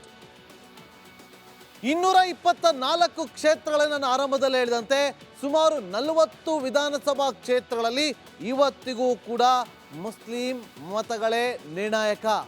ಅವರೇ ಡಿಸೈಡ್ ಮಾಡ್ತಾರೆ ಯಾರು ಗೆಲ್ಲಬೇಕು ಅಂತೇಳಿ. ಒಂದು ಉದಾಹರಣೆ ಕೊಡಬೇಕು ಅಂತಂದ್ರೆ ಬಸವರಾಜ ಬೊಮ್ಮಾಯಿ ಅವರು ತಮ್ಮ ಕ್ಷೇತ್ರ ಶಿಗ್ಗಾವಿ, ಅಲ್ಲಿ ಮುಸ್ಲಿಂ ಮತಗಳು ಹೆಚ್ಚಿದ್ರು ಕೂಡ ಅವರನ್ನ ಮನವೊಲಿಸೋದ್ರಲ್ಲಿ ಯಶಸ್ಸಾಗಿದ್ರು. ಈ ಥರದೇ ಕ್ಷೇತ್ರಗಳು ರಾಜ್ಯದಲ್ಲಿ 40 ವಿಧಾನಸಭಾ ಕ್ಷೇತ್ರಗಳಿದೆ. ಆ 40 ವಿಧಾನಸಭಾ ಕ್ಷೇತ್ರಗಳು ಮುಸ್ಲಿಮರು ಯಾರು ಡಿಸೈಡ್ ಮಾಡ್ತಾರೋ ಅವರೇ ಗೆಲ್ಲೋದು. ಅಲ್ಲಿ ಯಾರು ಸ್ಪ್ಲಿಟ್ ಆಯಿತು ಅಂದರೆ ಮಾತ್ರ ಬೇರೆಯವರಿಗೆ ಚಾನ್ಸ್ ಹೋಗುತ್ತೆ. ಇನ್ನು 70 ವಿವಿಧ ವಲಯಗಳಲ್ಲಿ ಇವತ್ತು ಮುಸ್ಲಿಮರು ಪ್ರಮುಖವಾದಂಥ ಪಾತ್ರವನ್ನು ವಹಿಸ್ತಾ ಇದ್ದಾರೆ. ವೀಕ್ಷಕರೇ, ಯಾವ ಪಕ್ಷವೂ ಕೂಡ ನಮಗೆ ಮುಸ್ಲಿಂ ಮತಗಳು ಬೇಡ ಅಂತ ಹೇಳಲ್ಲ, ನಿರ್ಲಕ್ಷ್ಯ ಮಾಡುವಂತಿಲ್ಲ. ರಾಜ್ಯಕ್ಕೆ ಸಂಬಂಧಪಟ್ಟಂತೆ ನಾನು ಮಾತಾಡ್ತಾ ಇರೋದು. ಯಾರು ಕೂಡ ನಮಗೆ ಮುಸ್ಲಿಂ ಅವರು ಓಟ್ ಹಾಕೋದು ಬೇಡಪ್ಪ ಅಂತ ಹೇಳಲ್ಲ, ತೆರೆಮರೆಯಲ್ಲಿ ಮಾಡ್ಕೊಳ್ತಾರೆ. ಭಾಷಣದುದ್ದಕ್ಕೂ ಏನು ಬೇಕಾದ್ರೂ ಮಾತಾಡ್ಕೋಬೋದು, ಭಾಷಣದುದ್ದಕ್ಕೂ ಏನು ಬೇಕಾದರೂ ಮಾತಾಡ್ಕೋಬೋದು, ನಾವು ಹಂಗೆ ನಾವು ಹೀಗೆ. ಆದರೆ ತೆರೆಮರೆಯಲ್ಲಿ ಎಲ್ಲವೂ ಕೂಡ ವರ್ಕೌಟ್ ಮಾಡ್ಕೊಂಬಿಡ್ತಾರೆ. ಒಂದೊಂದು ಕಡೆ ಹೋಗಿ ಒಂದೊಂದು ಏರಿಯಾದಲ್ಲಿ ಇಷ್ಟು ಮತಗಳು ನಮಗೆ ಹಾಕ್ಬಿಟ್ರೆ ಸಾಕು ಅಂತೇಳಿ, ನಿಮ್ಗೆ ಅಭಿವೃದ್ಧಿ ಮಾಡ್ತೀವಿ ಅಂತೇಳಿ ಅವ್ರಿಗೆ ಆಸೆ ಆಕಾಂಕ್ಷೆ ತೋರಿಸಿ ಎಲ್ಲ ಪಾರ್ಟಿಯವರು, ಇಂಥದ್ದೇ ಪಾರ್ಟಿಯವರು ಅಂತೇನಿಲ್ಲ, ಕಾಂಗ್ರೆಸ್ ಆಗಿರ್ಬೋದು, BJP ಆಗಿರ್ಬೋದು, JDS ಆಗಿರ್ಬೋದು. ನೋಡಿ, ಇನ್ನು 224 ಕ್ಷೇತ್ರಗಳ ಪೈಕಿ ಕರ್ನಾಟಕದಲ್ಲಿ 9 ಜನ ಶಾಸಕರು ಮುಸ್ಲಿಮರೇ ಇದ್ದಾರೆ. 9 ಮುಸ್ಲಿಂ ಶಾಸಕರು ಇರುವಂಥದ್ದು. ಎಲ್ಲ 9 ಶಾಸಕರು ಕೂಡ ಗೆದ್ದು ಬಂದಿರೋದು ಯಾವ ಪಕ್ಷದಿಂದ? ಕಾಂಗ್ರೆಸ್ ಪಾರ್ಟಿಯಿಂದ. ಕಾಂಗ್ರೆಸ್ ಪಾರ್ಟಿಯಿಂದ ಗೆದ್ದು ಬಂದಿರೋದು. 2023ರಲ್ಲಿ 15 ಜನ ಮುಸ್ಲಿಮರಿಗೆ ಟಿಕೆಟ್ ಅನ್ನ ಕೊಟ್ಟಿದ್ದಂತ ಕಾಂಗ್ರೆಸ್ ಇವತ್ತು ಕೇಳ್ತಾ ಇದ್ದಾರೆ ಕ್ಯಾಬಿನೆಟ್ ಅಲ್ಲಿ ಒಬ್ರೇನಾ ಅಂತೇಳಿ. ನಾವು 9 ಜನ ಶಾಸಕರಿದ್ದೀವಿ, ನಮಗೂ ಒಳ್ಳೆ ಸ್ಥಾನಮಾನ ಬೇಕು ಅಂತ ಪಟ್ಟು ಹಿಡಿದು ಕೂತಾರೆ. ಆದರೆ 15 ಅಭ್ಯರ್ಥಿಗಳೇನು ಟಿಕೆಟ್ ಅನ್ನು ಕೊಟ್ಟಿದ್ರು, ಅದರಲ್ಲಿ ಗೆದ್ದು ಬಂದಿದ್ದು 9 ಜನ ಮಾತ್ರ. ಕಳೆದ ಬಾರಿಯ ವಿಧಾನಸಭಾ ಚುನಾವಣೆ ವಿಚಾರವಾಗಿ ಮಾತಾಡ್ತಾ ಇದ್ದೀನಿ. 9 ಮುಸ್ಲಿಂ ಶಾಸಕರ ಪೈಕಿ 3 ಇವತ್ತು ದೊಡ್ಡ ದೊಡ್ಡ ಸ್ಥಾನಮಾನವನ್ನು ಕೊಟ್ಟಿದ್ದಾರೆ. ಸ್ಪೀಕರ್ UT ಖಾದರ್ ಅವರು, 2 ಸಚಿವರಿದ್ದಾರೆ, ರಹೀಂ ಖಾನ್ ಮತ್ತು ಜಮೀರ್ ಅಹಮದ್ ಖಾನ್ ಅವರು. ಇಷ್ಟೆಲ್ಲ ಮುಸ್ಲಿಮರಿಗಿದೆ ಇವತ್ತು ಅನಿವಾರ್ಯತೆ. ನೋಡಿ 3,000 ಕೋಟಿ ಮೀಸಲಿಡಲಾಗಿದೆ ಮುಸ್ಲಿಮರಿಗೋಸ್ಕರ. 3,000 ಕೋಟಿ, 10,000 ಕೋಟಿ ಕೊಡ್ತೀವಿ ಅಂತ ಹೇಳಿದ್ದಾರೆ ಸಿದ್ದರಾಮಯ್ಯ ಅವರು ಪ್ರತಿ ವರ್ಷ. ಮುಂದೆ ಮೊನ್ನೆ ಅಷ್ಟೇ ನಾವು ಗಮನಿಸ್ತಾ ಇದ್ವಿ, ಮಂಗಳೂರಿನಲ್ಲಿ ಭರತ್ ಶೆಟ್ಟಿ ಅವರು ಬೇಸರವನ್ನು ಹೊರ ಹಾಕ್ತಾ ಇದ್ರು, BJP ಶಾಸಕರು ಕೂಡ. ಅಲ್ಲ, ಅಷ್ಟೊಂದು ನಮ್ಮಲ್ಲಿ ಉತ್ಸವಗಳು ನಡೆಯುತ್ತೆ, ಕೋಲ ನಡೆಯುತ್ತೆ, ಅದು ಯಾವುದಕ್ಕೂ ಕೂಡ ಸರ್ಕಾರ ದುಡ್ಡೇ ಕೊಡಲ್ಲ, ಅದರಲ್ಲಿ ಉರುಸಿಗೆ ದುಡ್ಡು ಕೊಟ್ಟರಲ್ಲ ಅಂತೇಳಿ ಬೇಸರವನ್ನು ಹೊರ ಹಾಕಿದ್ರು. ಅದೇನೇ ಇರಲಿ, ಆದರೆ 224 ವಿಧಾನಸಭಾ ಕ್ಷೇತ್ರಗಳಲ್ಲಿ 40 ಕ್ಷೇತ್ರಗಳಲ್ಲಿ ಮುಸ್ಲಿಮರೇ ನಿರ್ಣಾಯಕ. 40 ಕ್ಷೇತ್ರಗಳಲ್ಲಿ ಮುಸ್ಲಿಮರ ನಿರ್ಣಾಯಕ. ಹಾಗಾಗಿ ಎಲ್ಲ ಪಾರ್ಟಿಗಳಿಗೂ ಕೂಡ ಇವತ್ತು ಮುಸ್ಲಿಂ ಮತಗಳು ಇಂಪಾರ್ಟೆಂಟ್. ಇವತ್ತೇನಾದರೂ ಮುಸ್ಲಿಂ ಪಾರ್ಟಿಯನ್ನು ಕಟ್ತೀವಿ ಅಂತ ಹೋದರೆ ಕಾಂಗ್ರೆಸ್ ಒಪ್ಪಿಕೊಳ್ಳುತ್ತಾ? ನೋಡಿ, ಆಲ್ರೆಡಿ ಸಿದ್ದರಾಮಯ್ಯ ಅವರು ಸೂಚನೆ ಕೊಟ್ಟಿದ್ದಾರೆ. 2 ಸಚಿವರಿಗೆ, ದಿನೇಶ್ ಗುಂಡೂರಾವ್ ಉಸ್ತುವಾರಿ ಸಚಿವರು, ಪರಮೇಶ್ವರ್ ಅವರು ಹೋಮ್ ಮಿನಿಸ್ಟರ್, ಇಬ್ಬರು ಕೂಡ ಹೋಗಿ ಮನವೊಲಿಸಿ ಶಾಂತಿ ಸೌಹಾರ್ದತೆಯನ್ನು ಕಾಪಾಡುವಂಥ ಕೆಲಸವನ್ನು ಮಾಡಿ, ಪ್ರತ್ಯೇಕವಾಗಿ 2 ಸಮುದಾಯದವರನ್ನ ಕರೆಸಿ ಮೀಟಿಂಗನ್ನು ಮಾಡಿ ಅಂತ ಹೇಳಿದ್ದಾರೆ. ಆದರೆ ಕಾಂಗ್ರೆಸ್ ಅವರು ಸುತಾರಾಮ್ ಒಪ್ಪೋದಕ್ಕೆ ರೆಡಿ ಇಲ್ಲ, ಹೊಸ ಪಾರ್ಟಿ ಕಟ್ತೀವಿ ಅಂತ ಹೇಳಿದ್ದಾರೆ. ನೋಡಬೇಕು ಮುಂದೆ ಏನಾಗುತ್ತೆ ಅಂತ. ಮತ್ತೊಂದು ಕಡೆ ಮುಖ್ಯಮಂತ್ರಿಗಳು ಹಾಗೆ ಉಪಮುಖ್ಯಮಂತ್ರಿಗಳ ಮಧ್ಯೆ ಇದೀಗ ಹೊಸದೊಂದು ಯುದ್ಧ ಶುರುವಾಗಿದೆ. ಸಿಎಂ ಸಿದ್ದರಾಮಯ್ಯ ಕೆಲ ಅಧಿಕಾರಿಗಳನ್ನ ವರ್ಗಾವಣೆ ಮಾಡಿಸಿ ಆದೇಶ ಹೊರಡಿಸಿದ್ದಾರೆ. ಇದೇ ವಿಚಾರ ಇದೀಗ DCM DK ಶಿವಕುಮಾರ್ ಅವರಿಗೆ ಮುನಿಸಿಗೆ ಕಾರಣವಾಗಿದೆ. ಮುಖ್ಯಮಂತ್ರಿಗಳು ಹೊರಡಿಸಿದ ಆದೇಶವನ್ನೇ ರದ್ದು ಮಾಡಿಸ್ಲಿಕ್ಕೆ ಹೊರಟಿದ್ದಾರೆ ಉಪಮುಖ್ಯಮಂತ್ರಿಗಳು. ಬಗ್ಗೆ ಒಂದು ರಿಪೋರ್ಟ್ ನಿಮ್ಮ ಮುಂದೆ.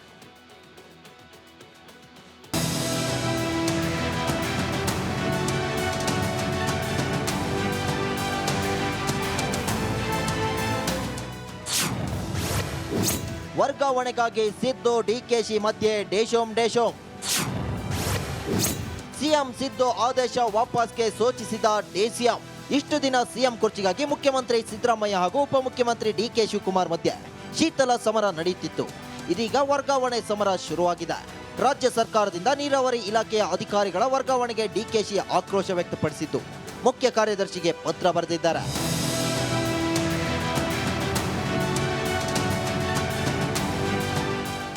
ಲೋಕೋಪಯೋಗಿ ಇಲಾಖೆಯಿಂದ ಜಲಸಂಪನ್ಮೂಲ ಇಲಾಖೆಗೆ ಎಂಜಿನಿಯರ್ಗಳನ್ನು ವರ್ಗಾವಣೆ ಮಾಡಿದ್ದಕ್ಕೆ ಡಿಕೆಶಿ ಕೆರಳಿ ಕೆಂಡವಾಗಿದ್ದಾರೆ. ಆ ಆದೇಶವನ್ನು ತಕ್ಷಣ ವಾಪಸ್ ಪಡೆಯಬೇಕೆಂದು ಸರ್ಕಾರದ ಮುಖ್ಯ ಕಾರ್ಯದರ್ಶಿ ಶಾಲಿನಿ ರಜನೀಶ್ಗೆ ಸೂಚನೆ ನೀಡಿದ್ದಾರೆ. ಅಲ್ಲದೆ ನೀರಾವರಿ ಇಲಾಖೆಯಲ್ಲಿ ಅಧಿಕಾರಿಗಳ ಸ್ಥಳ ನಿಯುಕ್ತಿಗೆ ಅಧಿಸೂಚನೆ ಹೊರಡಿಸಿರುವ ಸಿಬ್ಬಂದಿ ಮತ್ತು ಆಡಳಿತ ಸುಧಾರಣಾ ಇಲಾಖೆಯ ಕ್ರಮದ ವಿರುದ್ಧ ಅಸಮಾಧಾನ ಹೊರಹಾಕಿದ್ದಾರೆ. ನೋಡಪ್ಪ, ಏನಾಗಿದೆ, ನಮ್ಮ ಇಲಾಖೆಯಲ್ಲಿ ಬರ್ತಾರೆ ಇಂಜಿನಿಯರ್ಗಳು, ಪ್ರಮೋಷನ್ ತಗೋಬಿಡ್ತಾರೆ. ಇಲ್ಲಿ ಪ್ರಮೋಷನ್ ತಗೋಬಿಟ್ಟು PWD ಹೋಗೋದು, ಜಿಲ್ಲಾ ಪಂಚಾಯತಿಗೆ ಹೋಗೋದು, ಬೇರೆ ಕಡೆ ಹೋಗೋದು, ಸುಮಾರು ಜನ ಹೊರಟೋಗಿದ್ದಾರೆ. ನಮ್ಮಲ್ಲಿ ಇಂಜಿನಿಯರ್ಸ್ಗಳಿಲ್ಲ. ಈಗೆಲ್ಲ ಇಂಥ ಕೆಲಸಕ್ಕೆಲ್ಲ ಎಮರ್ಜೆನ್ಸಿ ನಮ್ಗೆ ಇಂಜಿನಿಯರ್ಗಳು ಬೇಕು. ಅದಕ್ಕೆ ಯಾರನ್ನೂ ರಿಲೀವ್ ಮಾಡಬೇಡಿ, ಯಾರನ್ನೂ ಪೋಸ್ಟ್ ಮಾಡಬೇಡಿ ಅಂತ ನಾನು ಹೇಳ್ತೇನೆ. ಡಿಸಿಎಂ ಮೇಲೆ ಒತ್ತಡ ಹಾಕುತ್ತಿದ್ದಾರೆ ಶಾಸಕರು. ಅದಕ್ಕೆ ನಾನು ಹೇಳ್ತಾ ಇದ್ದೀನಿ, ಸುಮಾರು ಇಂಜಿನಿಯರ್ ಇಲಾಖೆಗಳು ನಮ್ಮ MLAಗಳಿಗೆ ನನಗೆ ಪ್ರೆಷರ್ ಹಾಕ್ಬಿಟ್ಟು ಇವನೊಬ್ಬನ್ ಬಿಟ್ಬಿಡಿ, PWD ಬಿಟ್ಬಿಡಿ, ಜಿಲ್ಲಾ ಪಂಚಾಯತಿ ಬಿಟ್ಬಿಡಿ, ಇನ್ನು ಟೌನ್ ಪ್ಲಾನಿಂಗ್ ಕಳಿಸಿ ಅಂತ ಬರೀ ಆಯ್ಕಟ್ ಜಾಗಗಳಿಗೆ ಹೋಗ್ತಾ ಇದ್ದಾರೆ. ನೀರಾವರಿಗೆ ಇಂಜಿನಿಯರ್ಗಳು ಕೆಲಸ ಮಾಡಕ್ಕೆ ಬರ್ತಾ ಇಲ್ಲ. ಆ ದೃಷ್ಟಿಯಿಂದ ನಾನು ಯಾರನ್ನೂ ರಿಲೀವ್ ಮಾಡಬೇಡಿ, ನಾನು ತಿಳಿಸಿದೆ ಅಂತ ಹೇಳಿದೆ. ನೀರಾವರಿ ಇಲಾಖೆಯ ಎಂಜಿನಿಯರ್ಗಳ ವರ್ಗಾವಣೆ ಮತ್ತು ಸ್ಥಳ ನಿಯುಕ್ತಿಗೆ ಮುಖ್ಯಮಂತ್ರಿ ಸಿದ್ದರಾಮಯ್ಯ ಒಪ್ಪಿಗೆ ನೀಡಿದ್ದು ಸಿಎಂ ಅನುಮೋದನೆ ಬಳಿಕ ಮೇ 9ರಂದು 5 ಮುಖ್ಯ ಇಂಜಿನಿಯರ್ಗಳನ್ನು ವರ್ಗಾವಣೆ ಮಾಡಲಾಗಿತ್ತು. ಆದರೀಗ ಡಿಸಿಎಂ ಸಿಡಿದೆದ್ದಿದ್ದು ಮುಂದೇನಾಗುತ್ತೆ ಅಂತ ಕಾದು ನೋಡಬೇಕಿದೆ. Bureau report, Republic Kannada. ಮತ್ತೊಂದು ಕಡೆ ಕಾಂಗ್ರೆಸ್ ಪಕ್ಷದ ಒಳಗಡೆ ಈ ಕ್ಯಾಬಿನೆಟ್ ರೀಶಫಲ್ ಆಗಲಿ ಅಂತ ಹೇಳಿ ಕಾಯ್ಕೊಂಡು ಕೂತಿರೋರು ಅನೇಕ ಇದ್ದಾರೆ. ಮೊನ್ನೆಯಷ್ಟೇ ಹೈಕಮಾಂಡ್ ನಾಯಕರು ಒಂದು ಸಂದೇಶ ರವಾನೆ ಮಾಡಿದ್ರು. ಸದ್ಯಕ್ಕೆ ಸಂಪುಟ ಪುನಾರಚನೆಯ ಸರ್ಕಸ್ಗೆ ನಾವು ಕೈ ಹಾಕೋದಿಲ್ಲ, ಆದರೆ ಅತಿ ಶೀಘ್ರದಲ್ಲಿ ಯಾರೆಲ್ಲ ಆಕಾಂಕ್ಷಿಗಳಿದ್ದಾರೆ ಅವ್ರ ಬಗ್ಗೆ ನಮಗೆ ಗೊತ್ತಿದೆ, ಮಾಡ್ತೇವೆ ಅನ್ನೋ ಭರವಸೆ ಕೊಟ್ಟಿದ್ದಾರೆ. ಆದರೆ ಎಲ್ಲರಿಗೂ ತಾಳ್ಮೆ ಉಳಿದಿದೆಯಾ ಅದೊಂದು ಪ್ರಶ್ನೆ ಇದೆ. ಹೀಗೆ ಸಂಪುಟದ ಒಳಗಿಲ್ಲ ಅನ್ನೋ ಕಾರಣಕ್ಕೆ ಬೇಸರಿಸಿಕೊಂಡವ್ರು ಯಾರು ಅಂತ ಹೇಳಿ ನಾವು ಕಾಂಗ್ರೆಸ್ ಪಕ್ಷದ ಒಳಗೆ ಲೆಕ್ಕ ಹಾಕ್ಲಿಕ್ಕೆ ಶುರು ಮಾಡಿದ್ರೆ ಮೊಟ್ಟ ಮೊದಲಿಗರಾಗಿ ಕೇಳೋಕೆ ಅಥವಾ ಕಾಣೋಕೆ ಸಿಗೋ ಹೆಸರೇ BK ಹರಿಪ್ರಸಾದ್. BK ಹರಿಪ್ರಸಾದ್ ಅವರು ಇನ್ಫ್ಯಾಕ್ಟ್ ಅರ್ಹರಿದ್ರು, ಸೀನಿಯರ್ ಇದ್ರು, ಆದರೂ ಕೂಡ ಹಾಗೆ ಸಮುದಾಯದ ಬಲ ಕೂಡ ಇತ್ತು. ಮಿನಿಸ್ಟರ್ ಆಗಲಿಲ್ಲ ಅನ್ನೋ ಕಾರಣಕ್ಕೆ ಮುನಿಸೋ ಅಥವಾ ಸಿದ್ದರಾಮಯ್ಯನವರ ಜೊತೆಗಿರುವ ಹಳೆ ದುಶ್ಮನಿನೋ ಯಾವ ಮಟ್ಟಿಗೆ ಮಾತನಾಡ್ಬಿಟ್ರು ಅಂದರೆ ನಮಗೆ ಮುಖ್ಯಮಂತ್ರಿಗಳನ್ನ ಮಾಡೋದು ಗೊತ್ತು, ಕೆಳಗಿಳಿಸೋದು ಗೊತ್ತು ಅನ್ನೋ ಹಂತಕ್ಕೆ ಮಾತನಾಡಿದ್ರು. ವಿಧಾನ ಪರಿಷತ್ ಸದಸ್ಯರು ಇದೀಗ ಆ ಸ್ಥಾನಮಾನ ಸಿಗದೇ ಇದ್ದದಕ್ಕೆ ಅಸಮಾಧಾನಗೊಂಡಿದ್ದಾರೆ. ಸಚಿವ ಸ್ಥಾನ ಸೇರಿದಂತೆ ಅನೇಕ ಬೇಡಿಕೆಗಳನ್ನ ಹೈಕಮಾಂಡ್ ಮುಂದೆ BK ಹರಿಪ್ರಸಾದ್ ಅವರು ಸೇರಿದಂತೆ ಅನೇಕರು ಇಟ್ಟಿದ್ದಾರೆ. ಇದಕ್ಕೆ ಹೈಕಮಾಂಡ್ ನಾಯಕರು ಸ್ಪಂದಿಸಿದ್ದಾರೆ. ಆದರೆ ಕೆಲ ಎಚ್ಚರಿಕೆಗಳನ್ನ ಕೂಡ ಕೊಟ್ಟಿದ್ದಾರೆ. ಯಾವುದಾ ಎಚ್ಚರಿಕೆ, ಯಾವ ರೀತಿಯ ಸಂದೇಶ ರವಾನಿಸುವ ಪ್ರಯತ್ನ ಕಾಂಗ್ರೆಸ್ ಹೈಕಮಾಂಡ್ ಮಾಡಿದೆ, ಆ ಬಗ್ಗೆ ವಿವರಿಸುತ್ತೆ ಈ ವರದಿ. ಪರಿಷತ್ ಸದಸ್ಯರ ಅಸಮಾಧಾನಕ್ಕೆ ಹೈಕಮಾಂಡ್ ಮದ್ದು. ಪಕ್ಷ ಸಂಘಟನೆಗೆ MLCಗಳಿಗೆ ಸುರ್ಜೇವಾಲಾ ಟಾಸ್ಕ್. ರಾಜ್ಯ ಕಾಂಗ್ರೆಸ್ ಅಧಿಕಾರಕ್ಕೆ ಬಂದಾಗ ಇದ್ದ ಉತ್ಸಾಹ ಈಗ ಕಡಿಮೆಯಾಗ್ತಿದೆ. ಶಾಸಕರಿಗೆ ಸಚಿವ ಸ್ಥಾನ ಸಿಗದಿದ್ದಕ್ಕೆ ಬೇಸರವಿದ್ರೆ ಕಾರ್ಯಕರ್ತರಿಗೆ ಸೂಕ್ತ ಸ್ಥಾನಮಾನ ಸಿಗದ ನೋವಿದೆ. ಈ ನಡುವೆ ಕಾಂಗ್ರೆಸ್ ವಿಧಾನ ಪರಿಷತ್ ಶಾಸಕರು ಹೊಸ ವರಸೆ ಶುರು ಮಾಡಿದ್ದಾರೆ. ಸದ್ಯ ಓರ್ವ MLCಗಷ್ಟೇ ಸಚಿವ ಸ್ಥಾನ ಸಿಕ್ಕಿದೆ, ಮತ್ತಷ್ಟು ಜನಕ್ಕೆ ಮಣೆ ಹಾಕಿ ಎನ್ನುತ್ತಿದ್ದಾರೆ.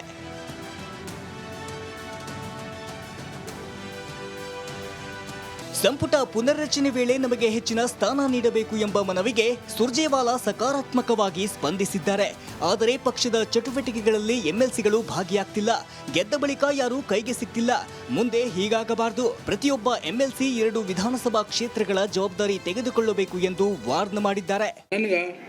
ನಾನೊಬ್ಬ ಕಾರ್ಯಕರ್ತನಾಗಿ ಕೆಲಸ ಮಾಡಲಿಕ್ಕೆ, ನಾನೊಬ್ಬ ಕಾಂಗ್ರೆಸ್ ಪಕ್ಷದ ಮುಖಂಡರುಗಳ ಒಂದು ಯಾವ ರೀತಿ ನಿರ್ವಹಣಾ ವ್ಯವಸ್ಥೆಯಲ್ಲಿ ಅವ್ರು ಕೊಟ್ಟಂಥ ಆಜ್ಞೆ ಮೇರೆಗೆ ಕೆಲಸ ಮಾಡೋಂಥ ಹಿನ್ನೆಲೆಯಲ್ಲಿ ಇವತ್ತು ಯಾವುದೇ ಜವಾಬ್ದಾರಿಗಳಿಲ್ಲ, ಶಾಸಕತನೇ ದೊಡ್ಡ ಜವಾಬ್ದಾರಿ ಅಂತೇಳಿ ಮುಂದುವರಿಲಿಕ್ಕೆ ಇಚ್ಛೆಪಡ್ತೀನಿ. BK ಹರಿಪ್ರಸಾದ್ಗೆ ಪರಿಷತ್ ಸಭಾಪತಿ ಸ್ಥಾನ. ಇವತ್ತು ಸಿಎಂ ಸಿದ್ದರಾಮಯ್ಯ BK ಹರಿಪ್ರಸಾದ್ರನ್ನ ಮನೆಗೆ ಕರೆಸಿಕೊಂಡು ಮಹತ್ವದ ಚರ್ಚೆ ನಡೆಸಿದ್ರು. ಇದೇ ವೇಳೆ ವಿಧಾನ ಪರಿಷತ್ ಸಭಾಪತಿ ಸ್ಥಾನದ ಆಫರ್ ಕೊಟ್ಟಿದ್ದಾರೆ ಎನ್ನಲಾಗ್ತಿದೆ. Basavaraj Sharanthimath, political bureau, Republic Kannada. ನೋಡಿ, ಇವತ್ತು ನಾನು ಮಂತ್ರಿ ಆಗಬೇಕು ಅಂತೇಳಿ ತುಂಬ ಜನ ಆಕಾಂಕ್ಷಿಗಳಿದ್ದಾರೆ.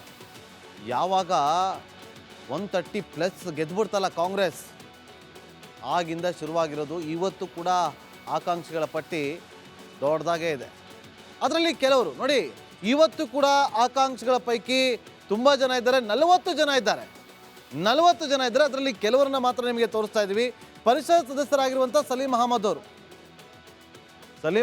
ರಾಜ್ಯದಲ್ಲಿ ಏನೇ ಆಗಲಿ ಅವ್ರು ಫಸ್ಟ್ ಇರ್ತಾರೆ. ಪ್ರತಿಭಟನೆ ಆಗಲಿ, ಅದೊಂದು ಗಲಾಟೆಗಳಾಗಲಿ, ಅದನ್ನು ತಡೆಯುವಂಥ ಕೆಲಸವನ್ನು ಮಾಡೋದಕ್ಕೆ ಮುಂದಾಗೋದು, ಎಲ್ಲಿ ಏನೇ ಆದರೂ ಕೂಡ ಸಲೀಂ ಅಹಮದ್ ಅವರು ಮುಂದೆ ಇರ್ತಾರೆ. ಅವ್ರಿಗೆ ಮಂತ್ರಿಗಿರಿ ಸಿಗಬೇಕು ಅಂತೇಳಿ ಅವರ ಆಪ್ತವರದಿಂದ ಸಾಕಷ್ಟು ಬಾರಿ ಕೂಗು ಕೂಡ ಕೇಳಿ ಬಂದಿತ್ತು.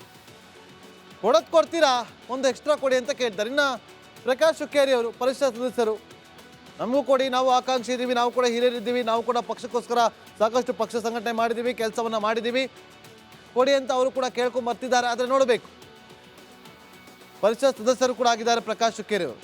ಇನ್ನು ನೆಕ್ಸ್ಟ್ ನಾಗರಾಜ್ ಯಾದವ್ ಅವರು. ನೀವು ಯಾವುದೇ ಮಾಧ್ಯಮಗಳಿಗೆ ಹೋಗಿ ಎಲ್ಲರೂ ಒಂದು ಡಿಬೇಟ್ ಆಗ್ತಿದ್ರೆ ನಾಗರಾಜ್ ಯಾದವ್ ಅವರು ಇರ್ತಾರೆ. ಕಾಂಗ್ರೆಸ್ನ ವಕ್ತಾರಲ್ಲಿ ಅವರು ಪ್ರಮುಖರು. ಕಾಂಗ್ರೆಸ್ನ ಸಮರ್ಥನೆ ಮಾಡ್ಕೊಳ್ಳೋದಾಗಿರ್ಬೋದು, ಯಾವುದೇ ಒಂದು ಕೆಲಸಗಳಾಗಿರ್ಬೋದು, ಒಂದು ಯೋಜನೆಗಳಾಗಿರ್ಬೋದು, ಎಲ್ಲೇ ಒಂದು ವಿರೋಧದ ಅಲೆ ಕೇಳಿ ಬಂದರೂ ಕೂಡ ನಾಗರಾಜ್ ಯಾದವ್ ಅವರು ಮುಂದೆ ಇರ್ತಾರೆ. ಇವತ್ತು ಮೊನ್ನೆ CT ರವರು ಕೇಸ್ ಆದವು ಕೂಡ ಅವರೇ ಒಂದು ಕಮಿಟಿಯನ್ನು ಕೂಡ ರಚನೆ ಮಾಡಿದ್ರು, ಒಂದು ವರದಿಯನ್ನು ಕೂಡ ಕೊಟ್ಟಿದ್ರು. ಸೊ ಹಾಗಾಗಿ ನಾಗರಾಜ್ ಯಾದವ್ ಅವರು ಕೂಡ ಆಕಾಂಕ್ಷಿ ಆಗಿದ್ದಾರೆ. ಇನ್ನು ಉಮಾಶ್ರೀ ಅವರು ಸಚಿವೆ ಆಗಿದ್ದಂಥವರು ಪರಿಷತ್ ಸದಸ್ಯರಾಗಿದ್ದಾರೆ. ನಮಗೂ ಕೂಡ ಮತ್ತೊಮ್ಮೆ ಮಂತ್ರಿಗಿರಿ ಕೊಡಿ ಅಂತೇಳಿ ಅವರು ಕೂಡ ತೆರೆಮರೆಯಲ್ಲಿ ಲಾಬಿಯನ್ನು ಕೂಡ ನಡೆಸಿದ್ದಾರೆ. ಅವರು ಕೂಡ ಒಬ್ಬರು ಆಕಾಂಕ್ಷಿ, ಉಮಾಶ್ರೀ ಅವರು ಕೂಡ. ಇನ್ನು M ಕೃಷ್ಣಪ್ಪ ಅವರು ವಿಜಯನಗರ ಕ್ಷೇತ್ರ, ಕಾಂಗ್ರೆಸ್ ಪಕ್ಷಕ್ಕೆ ಸಾಕಷ್ಟು ಮಾಡಿದ್ದೀವಿ, ಕಷ್ಟದ ಸಂದರ್ಭದಲ್ಲಿ ಕಾಂಗ್ರೆಸ್ನ ಜೊತೆಯಲ್ಲಿ ನಿಂತಿದ್ದೀವಿ ಅಂತ M ಕೃಷ್ಣಪ್ಪ ಅವರು ಹೇಳ್ಕೊಂಡು ಬರ್ತಾರೆ. ಹಾಗಾಗಿ ನಮಗೂ ಕೂಡ ಮಂತ್ರಿಗಿರಿ ಬೇಕು ಅಂತ ಕೂತಾರೆ. ಹಾಸನದಲ್ಲಿ ಯಾರಾದರೂ ಒಬ್ಬರು ವಾಗ್ಮಿ ಇದ್ದಾರೆ JDSಗೆ ಅಂತಂದರೆ ಅದು ಶಿವಲಿಂಗೇಗೌಡರು ಮಾತಾಡೋಕ್ಕೆ ಶುರು ಮಾಡಿದ್ರೆ ಅವರ ಎದುರುಗಡೆ ನಿಂತಿರೋರು ಮಾತಾಡೋದಕ್ಕೂ ಕೂಡ ಕನ್ಫ್ಯೂಷನ್ ಆಗಿ ಹೋಗ್ತಾರೆ. ಆ ಥರ ಮಾತಾಡೋಕ್ಕೆ ಶುರು ಮಾಡ್ತಾರೆ. JDS ಬಿಟ್ಟು ಕಾಂಗ್ರೆಸ್ಗೆ ಬಂದರು, ಇನ್ನೂ ಕೂಡ ಅವರನ್ನು ಮಂತ್ರಿ ಮಾಡಿಲ್ಲ. ಅರಸೀಕೆರೆಗೆ ಬಹಳಷ್ಟು ಟಾಸ್ಕ್ ಇತ್ತು, ಸರಿ ಗೆಲ್ತೀವೋ ಇಲ್ವೋ ಅಂತೇಳಿ. ಅವರು ಕೂಡ ಆಕಾಂಕ್ಷಿ ಆಗಿದ್ದಾರೆ. ಇನ್ನು ವಿನಯ್ ಕುಲಕರ್ಣಿ ಅವರು, ನನಗೂ ಕೂಡ ಮಂತ್ರಿಗಿರಿ ಕೊಡಬೇಕು ಅಂತ ಇದೆ, ಬಟ್ ಅವ್ರ ಮೇಲೆ ತುಂಬ ಆರೋಪಗಳಿದೆ. ಹೇಗೆ ಕೊಡುತ್ತೆ ಕಾಂಗ್ರೆಸ್ ಅವರಿಗೆ ಅನ್ನೋದು ಕೂಡ ಒಂದಷ್ಟು ಪ್ರಶ್ನೆಗಳಿದೆ. ಆದರೂ ಕೂಡ ವಿನಯ್ ಕುಲಕರ್ಣಿ ಅವರಿಗೆ ಸಿಗುತ್ತಾ ಇಲ್ವಂತ ಗೊತ್ತಿಲ್ಲ. ನೋಡಿ, ಲಕ್ಷ್ಮಣ್ ಸವದಿ ಅಥಣಿ ನೋಡಿ, ಕಳೆದ ಬಾರಿ 2023ರಲ್ಲಿ ವಿಧಾನಸಭಾ ಚುನಾವಣೆಯಲ್ಲಿ ರಿಸಲ್ಟ್ ಬಂತಲ್ಲ, ಅತಿ ಹೆಚ್ಚು ಮತಗಳನ್ನು ತಗೊಂಡಂಥವ್ರು ಲಕ್ಷ್ಮಣ್ ಸವದಿ ಅವರು. BJPನ ಬಿಟ್ಟು ಕಾಂಗ್ರೆಸ್ಗೆ ಬಂದು BJPನ ಎದುರಾಕೊಂಡು ಗೆದ್ದಂಥವ್ರು ಅವರು ಕೂಡ ಆಕಾಂಕ್ಷಿ ಆಗಿದ್ದಾರೆ. ಇನ್ನು ಅಶೋಕ್ ಪಟ್ಟಣ ಅವರು ರಾಯಭಾಗ, ಹಿರಿಯರಿದ್ದೀವಿ, ಪಕ್ಷ ಸಂಘಟನೆ ಮಾಡಿದ್ದೀವಿ, ಪಕ್ಷದಲ್ಲಿ ಕೆಲಸ ಮಾಡಿದ್ದೀವಿ, ನಮಗೂ ಕೂಡ ಮಂತ್ರಿಗಿರಿ ಬೇಕು ಅಂತ ಕೂತಿದ್ದಾರೆ. ನರೇಂದ್ರ ಸ್ವಾಮಿ ಅವರು ಮಳವಳ್ಳಿ ಕ್ಷೇತ್ರ, ನಮಗೂ ಒಂದು ಕೊಡಿ, ಮಂಡ್ಯದಲ್ಲಿ ಆಲ್ರೆಡಿ ಒಬ್ಬರು ಕೊಟ್ಟಿದ್ದೀರಿ, ನಮಗೂ ಕೊಡಿ ಅಂತೇಳಿ ನರೇಂದ್ರ ಸ್ವಾಮಿ ಅವರು ಕೂಡ ಪಟ್ಟು ಹಿಡಿದು ಕೂತಿದ್ದಾರೆ. ಇನ್ನು ಗುಬ್ಬಿ ಶ್ರೀನಿವಾಸ್ ಅವರು JDSನ ಬಿಟ್ಟು ಕಾಂಗ್ರೆಸ್ಗೆ ಬಂದಿದ್ದು, ಗೆದ್ದರು. ಗುಬ್ಬಿ ಸೀನಣ್ಣ ಅಂತಲೇ ಫೇಮಸ್. ಗುಬ್ಬಿಯಲ್ಲಿ ಇವತ್ತು ಕೂಗು ಕೇಳಿ ಬರ್ತದೆ ಗುಬ್ಬಿ ಶ್ರೀನಿವಾಸ್ ಅವರಿಗೆ ಮಂತ್ರಿಗಿರಿ ಕೊಡಿ ಅಂತೇಳಿ. ಇನ್ನು ಇಷ್ಟೂ ಜನರ ಜೊತೆಯಲ್ಲಿ ಇನ್ನೂ ತುಂಬ ಜನ ಇದ್ದಾರೆ, ಅಲ್ಲಿ ಸೆಲೆಕ್ಟೆಡ್ ಮಾತ್ರ ನಾವು ನಿಮಗೆ ತೋರಿಸಿರೋದು. ಮತ್ತೊಂದು ಕಡೆ ಇಡೀ ರಾಜ್ಯಾದ್ಯಂತ ವಿವಾದಕ್ಕೆ ಕಾರಣವಾಗಿದ್ದು ತಮಿಳು ನಟ ಕಮಲ್ ಹಾಸನ್ ಅವರ ಹೇಳಿಕೆ. ಕಮಲ್ ಹಾಸನ್ ವಿರುದ್ಧ ಕನ್ನಡಿಗರು ಕೆರಳಿ ಕೆಂಡವಾಗಿದ್ದಾರೆ. ಸುಮ್ಮನೆ ಕನ್ನಡ ಭಾಷೆಗೆ ಅವಮಾನ ಮಾಡಿದ್ರು ಅಂತ ಹೇಳಿ ಕಮಲ್ ವಿರುದ್ಧ ಇವತ್ತು ಕೂಡ ಭಾರಿ ಪ್ರಮಾಣದ ಪ್ರತಿಭಟನೆ ನಡೀತು. ಒಂದು ವೇಳೆ ಕ್ಷಮೆ ಕೇಳದೆ ಹೋದ್ರೆ ಅವ್ರ ಸಿನಿಮಾ ಬಿಡುಗಡೆಗೆ ಅವಕಾಶನೇ ಕೊಡೋದಿಲ್ಲ ಅಂತ ಹೇಳಿ ಇವತ್ತು ವಾಣಿಜ್ಯ ಮಂಡಳಿ ಕೂಡ ಹೇಳಿದೆ. ಕನ್ನಡ ಪರ ಸಂಘಟನೆಗಳು ಕೂಡ ಪಟ್ಟು ಹಿಡಿದಿವೆ. ಈ ಬಗ್ಗೆ ವರದಿ ನಿಮ್ಮ ಮುಂದೆ.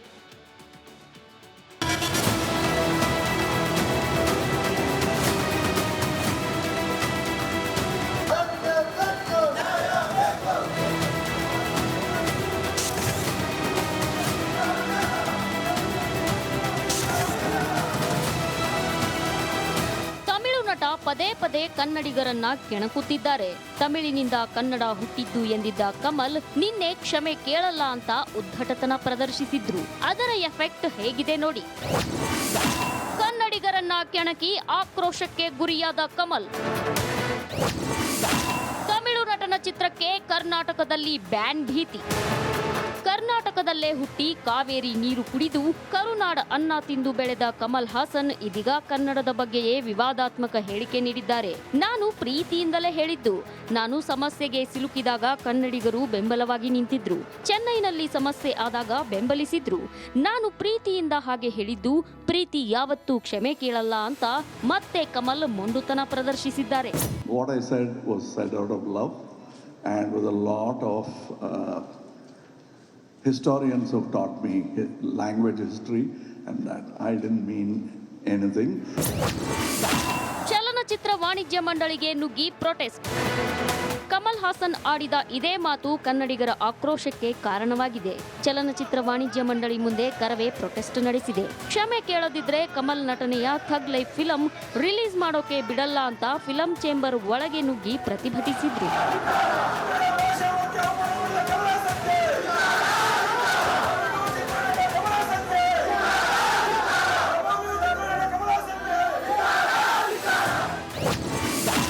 ಕ್ಷಮೆ ಕೇಳದಿದ್ರೆ ಥಗ್ ಲೈಫ್ ರಿಲೀಸ್ ಆಗಲ್ಲ. ಕಮಲ್ ಹಾಸನ್ ಬಹಿರಂಗವಾಗಿ ಕ್ಷಮೆ ಕೇಳದೆ ಹೋದರೆ ಅವ್ರ ಚಿತ್ರ ಬಿಡುಗಡೆ ಆಗೋದಿಲ್ಲ. ನಾವು ಕನ್ನಡ ಪರ ಸಂಘಟನೆಗಳು ಜೊತೆ ನಾವಿರ್ತೀವಿ. ಚಲನಚಿತ್ರ ವಾಣಿಜ್ಯ ಮಂಡಳಿ ನಿಲುವು ಕೂಡ ಅದೇ. ಅಲ್ಲಲ್ಲ, ಎಲ್ಲಿಂದನೂ ಅಲ್ಲ. ಅವರು ಎಲ್ಲಿ ಮಾತಾಡಿದ್ದಾರೆ, ಏನು ಮಾತಾಡಿದರೆ ಮೀಡಿಯಾದಲ್ಲಿ ಕೇಳಬೇಕು ಅವರು. ಕಮಲ್ ಹಾಸನ್ ಅಲ್ಲ, ಕಮಂಗಿ ಹಾಸನ್. ತಮಿಳಿನಿಂದ ಕನ್ನಡ ಭಾಷೆ ಹುಟ್ಟಿತು ಅಂತೇಳಿ ಆತ ಕಮಲ್ ಹಾಸನ್ಗಿನ್ನಕ್ಕಿನ್ನ ಇವತ್ತು ಕನ್ನಡಿಗರು ನಾವೆಲ್ಲ ಹೇಳ್ತೀವಿ ಅವನು ಕಮಂಗಿ ಹಾಸನ್. ಆತನಿಗೆ ತಲೆ ಸರಿ ಇಲ್ಲ ಅಂತ ಅನ್ಕೊತೀನಿ. ಯಾಕೆಂದರೆ ರಾಜಕೀಯವಾಗಿ ನಿರ್ನಾಮ ಆಗಿದ್ದಾನೆ. ಈಗ ಕನ್ನಡ ಚಿತ್ರರಂಗದಲ್ಲಿ ಶೈನ್ ಆಗ್ಲಿಕ್ಕೋಸ್ಕರವಾಗಿ ಈ ಥರದ ಹೇಳಿಕೆಗಳನ್ನು ಕೊಟ್ಟು ಫಿಲಂ ರಿಲೀಸ್ ಆದ್ರೆ ಚಿತ್ರಮಂದಿರ ಧ್ವಂಸ. ಒಂದು ವೇಳೆ ಯಾರು ಡಿಸ್ಟ್ರಿಬ್ಯೂಟರ್ ಒಂದು ಸಿನಿಮಾವನ್ನು ಡಿಸ್ಟ್ರಿಬ್ಯೂಷನ್ ತಗೊಂಡು ಇಲ್ಲೇನೋ ಮಾಡಲಿಕ್ಕೆ ಹೊರಟ್ರೆ ಚಿತ್ರಮಂದಿರವನ್ನು ಹೊಡೆದಾಕ್ತೀವಿ, ಚಿತ್ರಮಂದಿರಗಳನ್ನು ಧ್ವಂಸ ಮಾಡ್ತೀವಿ. ಕಮಲ್ ಹಾಸನ್ ಕನ್ನಡಿಗರ ಕ್ಷಮೆ ಕೇಳಬೇಕು. ಪ್ರತಿಯೊಬ್ಬರು ಕೂಡ ಅವರನ್ನ ಸಂಪರ್ಕಕ್ಕೆ ಇಟ್ಟು ಕಮಲ್ ಹಾಸನ್ ಅವ್ರನ್ನ ಕೇಳಕ್ಕೆ ಇದು ಮಾಡ್ತಿದ್ದೀವಿ. ಬಹುಶಃ ಕಮಲ್ ಹಾಸನ್ ಅವರು ಈ ಬಗ್ಗೆ ಹೇಳ್ಬೇಕಾಗತ್ತೆ. ಎಮೋಷನ್ ಆಗಿ ಹೇಳಿದ್ದಿದ್ರೆ ಅದನ್ನು ಕೂಡ ಅವರು ಒಪ್ಕೋಬೇಕಾಗತ್ತೆ. ಚನ್ನಪಟ್ಟಣದ ಕಾವೇರಿ ವೃತ್ತದಲ್ಲಿ ಕಸ್ತೂರಿ ಜನಪರ ವೇದಿಕೆ ಕಮಲ್ ಹಾಸನ್ ವಿರುದ್ಧ ಪ್ರತಿಭಟನೆ ನಡೆಸಿತು. ಥಗ್ ಲೈಫ್ ಫಿಲಂ ಬಿಡುಗಡೆ ಆಗಬಾರದು ಅಂತ ಕಿಡಿಕಾರ್ತು. Bureau report, Republic Kannada.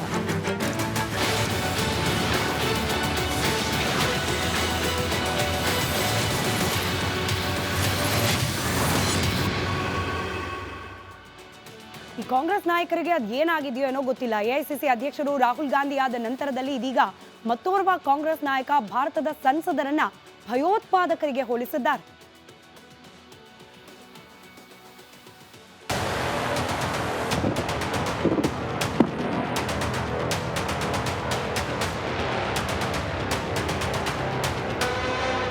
ಭಯೋತ್ಪಾದನೆ ವಿರುದ್ಧ ಭಾರತ ಸಮರ ಸಾರಿದೆ. ಆಪರೇಷನ್ ಸಿಂಧೂರ ಮಾಡಿ ಉಗ್ರರನ್ನ ಮಟ್ಟ ಹಾಕ್ತಿದೆ. ಪಾಕಿಸ್ತಾನದ ಭಯೋತ್ಪಾದನೆ ಬಗ್ಗೆ ಇಡೀ ಜಗತ್ತಿಗೆ ಸಾರಲು ದೇಶದ 7 ಸರ್ವಪಕ್ಷ ನಿಯೋಗದ ಸದಸ್ಯರು ಶ್ರಮಿಸುತ್ತಿದ್ದಾರೆ. ಪಕ್ಷಾತೀತವಾಗಿ ಮಾತನಾಡುತ್ತಿದ್ದಾರೆ. ಆದರೆ ಇಂಥ ಸಂಸದರನ್ನ ಕಾಂಗ್ರೆಸ್ ನಾಯಕರೊಬ್ಬರು ಅವಹೇಳನ ಮಾಡಿದ್ದಾರೆ. ಭಾರತದ ಸಂಸದರು ಭಯೋತ್ಪಾದಕರಂತೆ. ವಿವಾದದ ಕಿಡಿ ಹೊತ್ತಿಸಿದ ಜೈರಾಮ್ ರಮೇಶ್. ಕಾಂಗ್ರೆಸ್ ನಾಯಕ ಶಶಿ ತರೂರ್, ಎಐಎಂಐಎಂ ಮುಖ್ಯಸ್ಥ ಅಸಾದುದ್ದೀನ್ ಓವೈಸಿ, ಟಿಎಂಸಿಯ ಅಭಿಷೇಕ್ ಬ್ಯಾನರ್ಜಿ ಪಕ್ಷ ಮರೆತು ದೇಶದ ಪರ ನಿಂತಿದ್ದಾರೆ. ಪಾಕಿಸ್ತಾನದ ಭಯೋತ್ಪಾದನೆ ಹಾಗೂ ಭಾರತದ ಆಪರೇಷನ್ ಸಿಂಧೂರ ಬಗ್ಗೆ ಇಡೀ ಜಗತ್ತಿಗೆ ಸಾರುತ್ತಿದ್ದಾರೆ. ಇಂಥ ಸಂಸದರನ್ನ ಕಾಂಗ್ರೆಸ್ ನಾಯಕ ಜೈರಾಮ್ ರಮೇಶ್ ಭಯೋತ್ಪಾದಕರಿಗೆ ಹೋಲಿಸಿಬಿಟ್ಟಿದ್ದಾರೆ.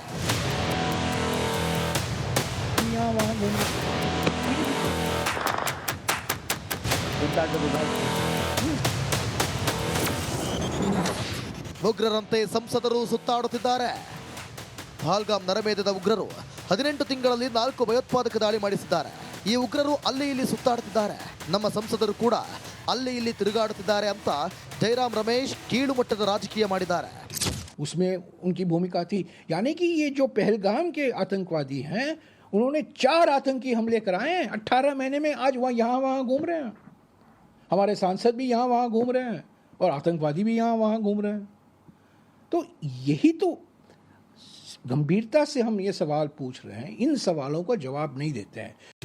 ರಾಜಕಾರಣ ಮಾಡಬೇಕು ನಿಜ, ಆದರೆ ಇಂಥ ವಿಷಯಗಳಲ್ಲಿ ಅಲ್ಲ. ದೇಶ ಅಂತ ಬಂದಾಗ ಎಲ್ಲರೂ ಒಗ್ಗಟ್ಟಾಗಿ ನಿಲ್ಲಬೇಕು, ದೇಶದ ಜೊತೆಗೆ ದನಿಗೂಡಿಸಬೇಕು. ಆದರೆ ಕಾಂಗ್ರೆಸ್ ನಾಯಕರಿಗೆ ಈ ಕನಿಷ್ಠ ಜ್ಞಾನವೂ ಇಲ್ಲ. Bureau report, Republic Kannada. ಇವತ್ತಿನ ಕರ್ನಾಟಕ ಪ್ರೈಮ್ ಟೈಮ್ ನ ಸುದ್ದಿ. ಆರೋಗ್ಯ ಹಾಗೂ ನ್ಯೂಟ್ರಿಷನ್ ಸಿಗುತ್ತೆ, ನೋಡಿ ಬಾಡಿ ಸ್ಟ್ರಾಂಗ್ ಆಗುತ್ತೆ, ಸ್ವಲ್ಪ ತಿಂದು ಹಸಿವು ನಿಗುತ್ತೆ, ಡೈಜೆಷನ್ ಗೆ ಇಲ್ಲ ಅಪಾಯ. MDH ಸೋಯಾ ಟೀ ಅಸಲಿ ಪ್ರೋಟೀನ್. MDH